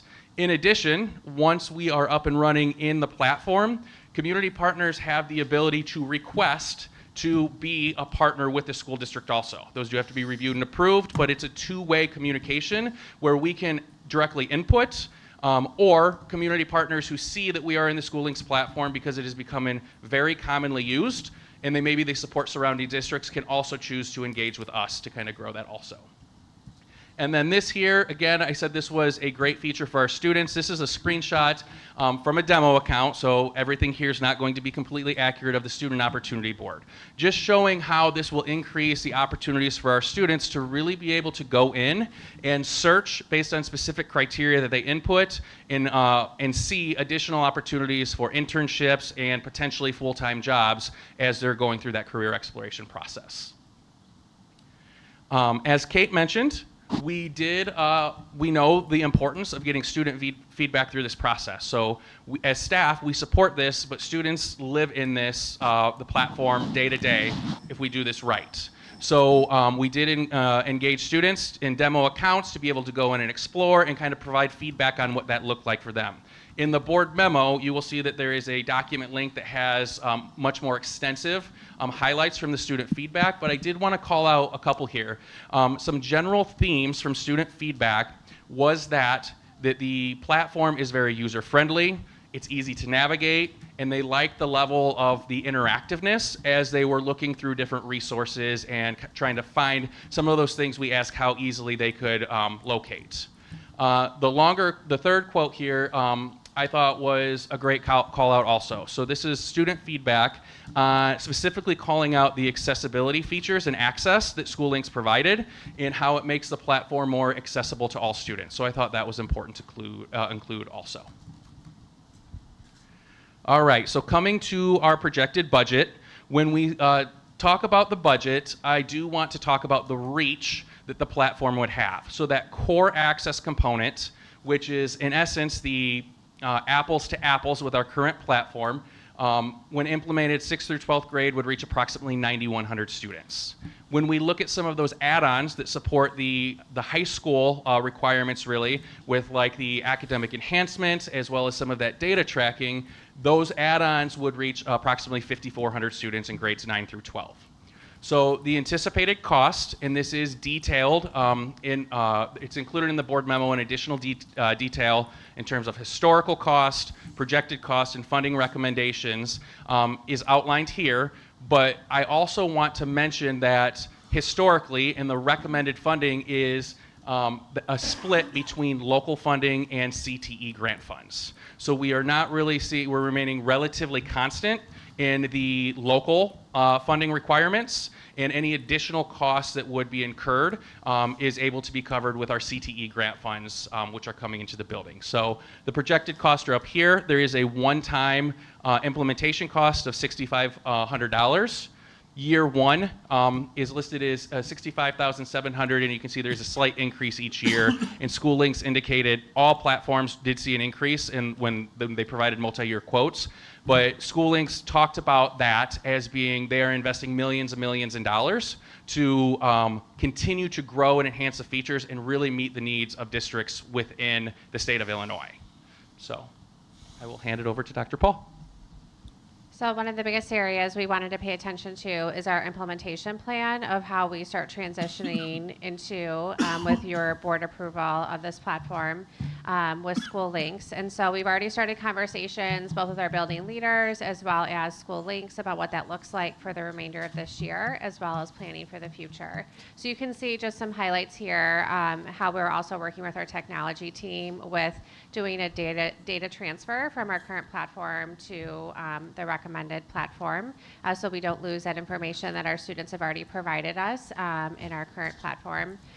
In addition, providing ongoing professional learning for the users of our staff, such as our student services teams at both of our high schools, as well as paying attention to how we can support our students and our parents learning more about this platform and what does that look like for them. I don't know if it was mentioned, but SchoolLinks does have an app for parents to be able to access the platform as well, so providing easy access, not needing to go to a website to find out more information.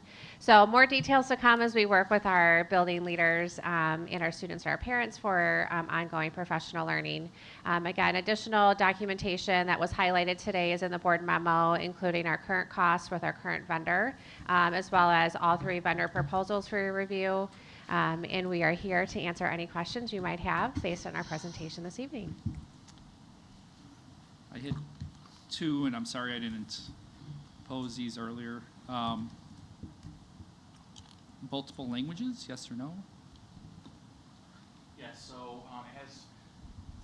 I do not remember off the top of my head the exact amount, but it does have the ability to translate into several languages. Do you remember, Kate, what it is? A lot is good. A lot is good. Yeah. But yeah, it was a lot more accessible from a language aspect than some of the others that we were looking at. Oh, okay. And then the other thing is, does this also, help kids, or actually adults, coming from our transition program, the services that they might need, or, things like, you know what I'm saying? Or is that something that would be a different platform? So we have the ability for any of our students to be in the School Links platform. So I think it would really be navigating through with our staff in those programs and identifying the resources that best align and tailoring that experience for those students.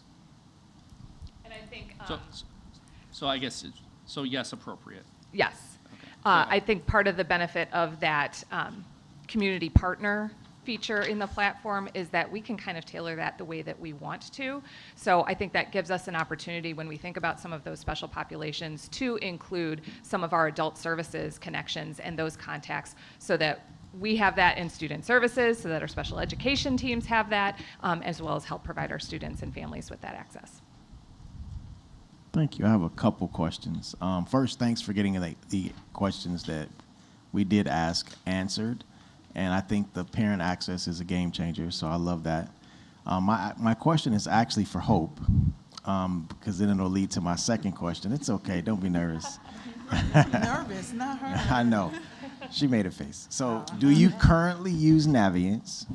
And, well, I'll just ask that question. Do you currently use Naviance, but what should they do or plan to do in order to ensure that students are leveraging this new program? Okay, so my advice, first to answer your question, yes, I still do use Naviance. I really do love Naviance and the whole clever program.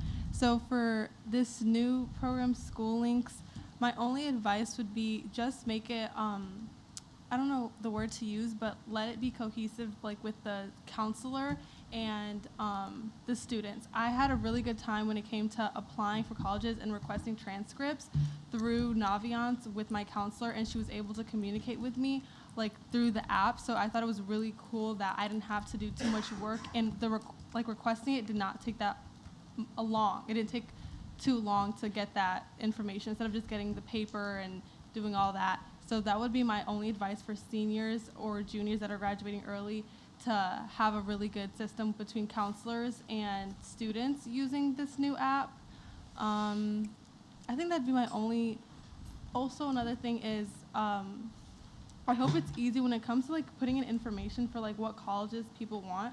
I think Naviance does a really good job of narrowing down, but not just narrowing down, finding what fits you. Do you like a rural area? How big do you want the campus to be? What do you want to go into? Here are the schools that are really good for the major that you want to go into. I really like that aspect about Naviance as well. So that's my only thing that I would say.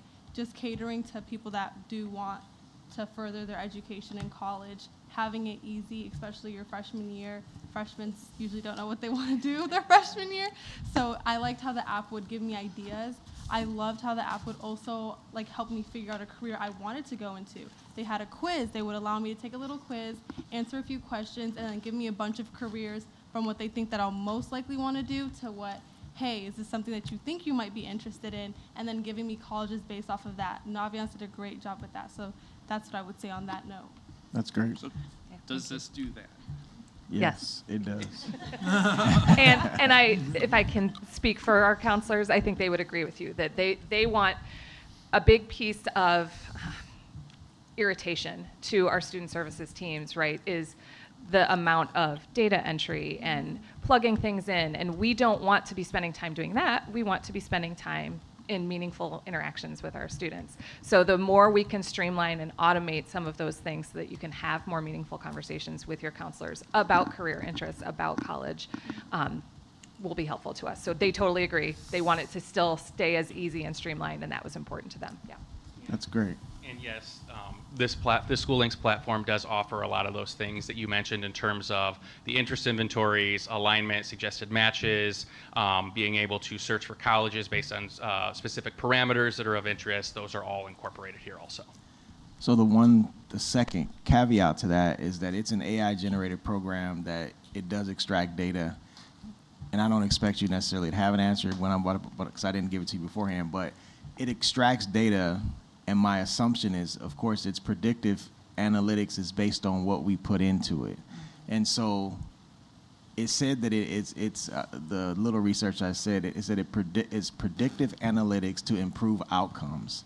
So my thought is, what outcomes, what specific outcomes will this program help us in the district to improve or identify, et cetera, for the students? That's a great question. One of the things that was kind of touched on is what happens when students graduate? What pathways do they take for careers in colleges that they might be selecting, or trades or vocational schools? And this platform, we are hearing, can provide us that additional data beyond the high school experience.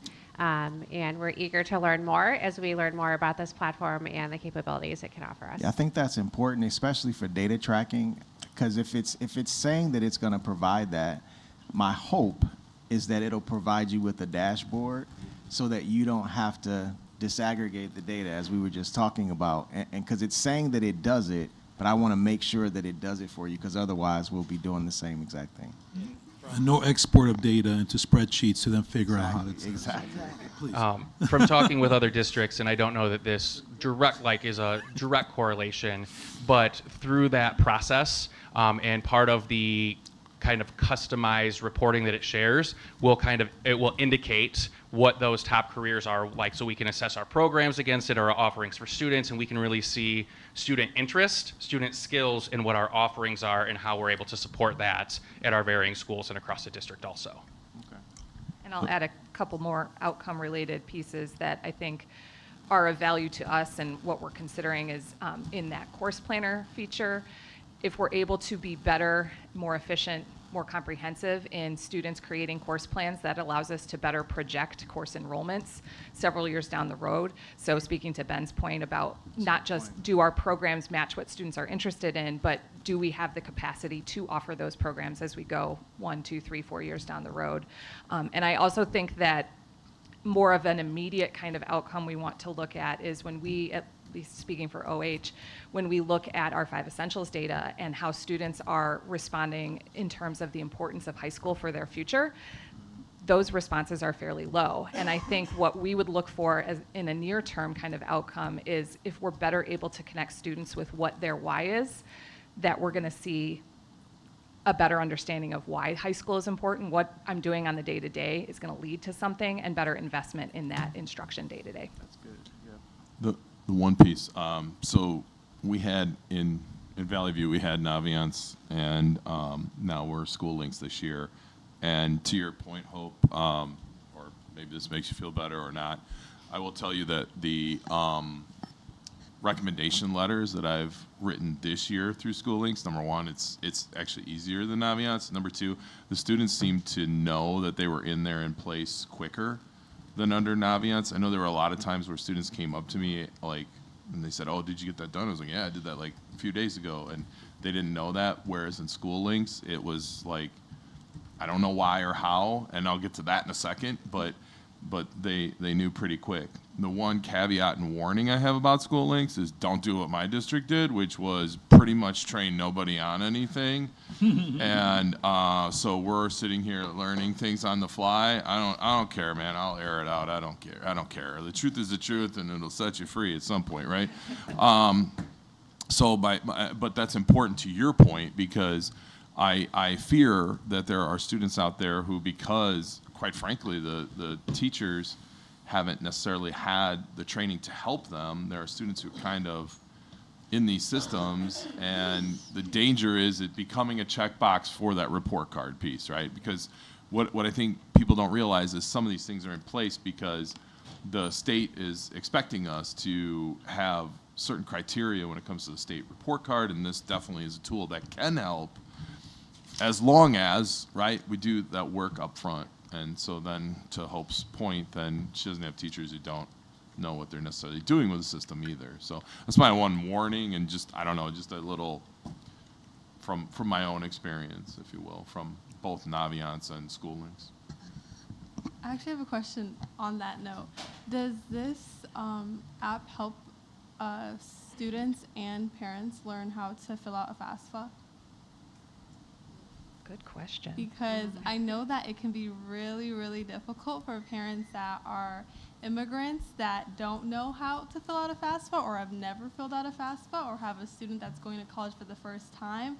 So, and it was hard for me, I'll say that. So does this app help students and students and parents learn how to fill out a FAFSA? So we will ask them that question. Thank you so much for raising that. Okay. This Any other just something questions? that's always interested me. I'm sorry, were you? No, I said any other questions. Oh, okay. Was, if we're going to have more insight potentially into our alumni, I've always been interested in how much our students are getting in scholarships and grants. I know it's millions of dollars a year, but I'd really like to know.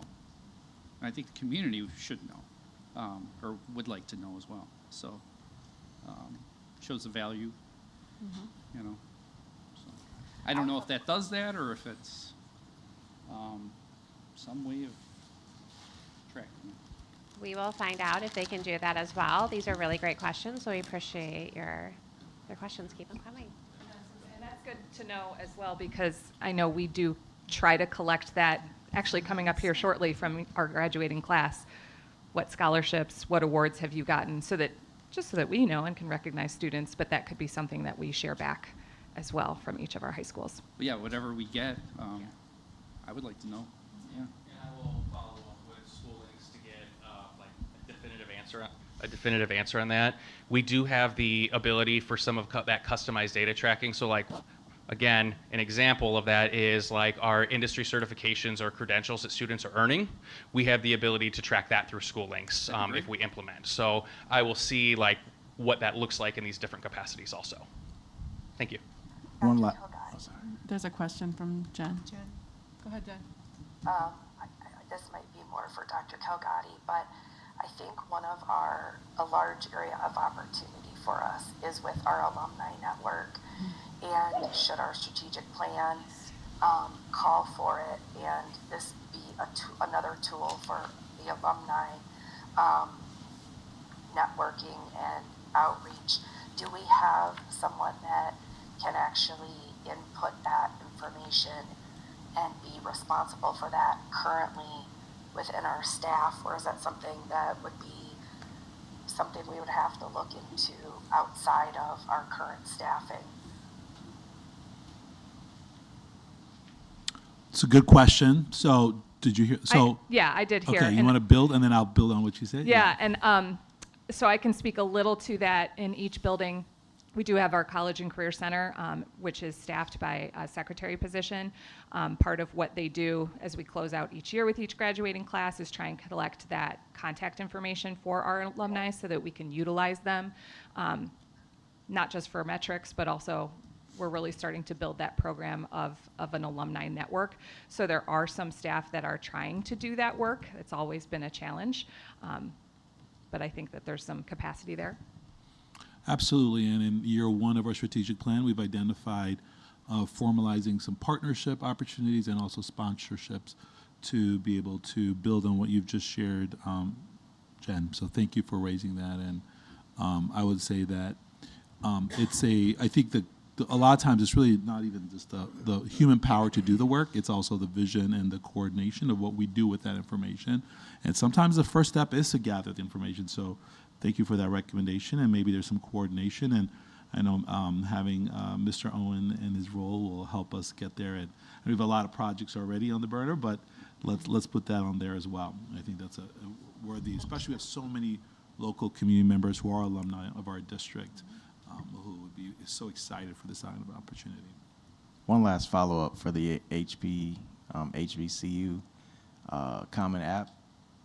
If I know, for example, with Naviance, the Common App link was listed, but if the HBCU Common App link is not listed, it sounds like School Links has a process for doing it. And just so that we have access, I would ask them if they could at least list it on the page or somehow have information within the system so that students know that it's available for them if they would like to follow that process. But if it's not available to School Links, I just want to make sure we mention it, and that it's not, if it's not listed there, some students may think it's not available. So I just want to make sure that it's at least listed. Thank you. What would graduates access School Links for? Like, I graduate from Oswego School District next year. Why would I go back to this tool? There are times where our graduates need transcripts, and so so do they it would through need there. to be able to access this platform to locate them. I think that there might be some information in there that might be useful. Ben could probably speak to that a little bit more because in his former district, he used School Links. So I can say, in addition to being able to put in requests for transcripts and additional things, when we onboard our students and throughout their process and their time in our school district, they'll also create individual learning plans. They have the ability to, in essence, create some portfolio components like resumes and other things to highlight their accomplishments so they can access those things. And then we can, again, use the platform to kind of increase that intentionality about how we're connecting with our alumni to kind of transition that from their time as a student to, as they continue on in their journey, coming back and being a partner to support our currents who are in the district after them. Thank you.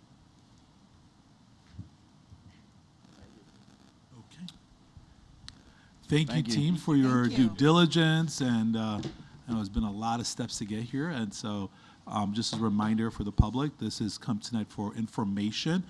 So in this interim period, there's an opportunity for more questions to come in from either the board or for the public about this, and so we thank you, and we thank you for your attention and for everybody coming out tonight. I appreciate you. Next, I'm going to invite Mr. Queen to speak, and Mr. Obafemi to speak to our 2 RT units. We heard some earlier discussion. We did, so I would like to elaborate a little bit more on that. The approval tonight is to replace the 2 Brokaw rooftop units at Brokaw Early Learning Center. We would look to do this purchase through a co-op such as Omni, Sourcewell. These are purchasing organizations that allow government agencies and educational institutions to access pre-negotiated contracts. The bidding's already done for us. The second reason we would like to do this is for the timeline. We got a crucial date that we're trying to make for this summer, where we're potentially closing this building down, where we've collaborated with teaching and learning and several other departments to get that building empty so we can tackle this project with some parking lots. And this is ample time for us to nail these 2 rooftop units that have been failing us all year. They've been a struggle to keep going. My crew, time and time again, have been over there keeping them up, but it's time to replace them. They're over 20 years old. And with the purchase of 2 units, it would be $365 with an additional $35,000 for the curbs, pushing us to $400,000 to replace these units. Now, this is just to replace the units. We would still be going out to RFP for the labor after we purchase and secure these units. So if we were to purchase them on the next board meeting for the 24th, we would get these in about 17 to 18 weeks, putting us right in timeline for July when we would look to install these. Any questions?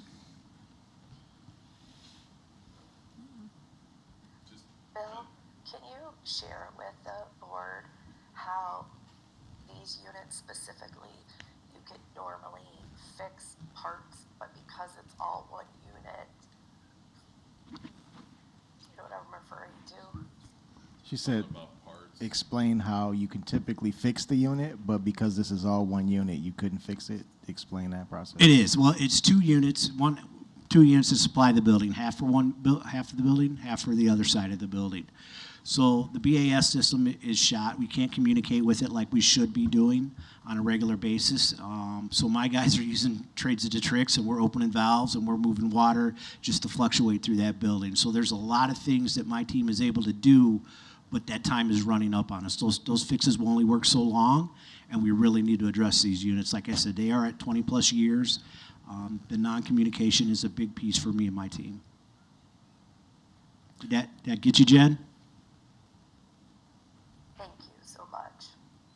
I think it's just another reminder that our buildings are getting older, right? And we are still paying on many of them through our bonds. Getting closer, we're getting closer, but just a reminder that, like, for some people to think that Brokaw is over 20 years old, that might be a shock to the system, but those buildings are aging, and it's not the only one. So I think it's just a reminder to all of us on that front.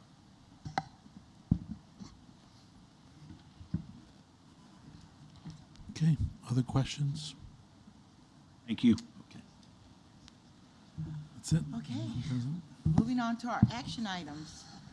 Action item 10.1, approval of bills for payment. Can I have a motion, please? I make a motion to authorize the payment of bills in the amount of $37,118,524.10 as presented. Second. Ms. Venmus? Aye. Dr. Mario? Aye.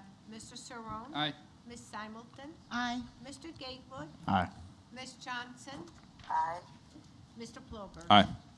Motion passes 7-0. Action item 10.2, approval of resolution. Can I have a motion, please? Make a motion to adopt the resolution authorizing the abatement of a portion of the working cash fund and directing the transfer of $7 million to the capital projects fund. Second. Mr. Saron? Aye. Dr. Mario? Aye. Ms. Johnson? Aye. Mr. Ploger? Aye. Ms. Venmus? Aye. Mr. Gatewood? Aye. Ms. Simulton? Aye. Motion passes 7-0. Action item 10.3, approval of antivirus replacement. Can I have a motion, please? Make a motion to approve the 5-month contract with CrowdStrike in the amount of $23,301.60. Second. Ms. Simulton? Aye. Ms. Venmus? Aye. Mr. Ploger? Aye. Dr. Mario? Aye. Ms. Johnson? Aye. Mr. Saron? Aye. Mr. Gatewood? Aye. Motion passes 7-0. Action item 10.4, approval of personnel report. Can I have a motion, please? Make a motion to approve the personnel report as discussed and presented. Second. Dr. Mario? Aye. Ms. Johnson? Aye. Mr. Gatewood? Aye. Mr. Ploger? Aye. Ms. Simulton? Aye. Mr. Saron? Aye. Ms. Venmus? Aye. Motion passes 7-0. Action item, 11.1, can I have a motion to adjourn? Aye. Make a motion to adjourn. Second. All in favor? Aye.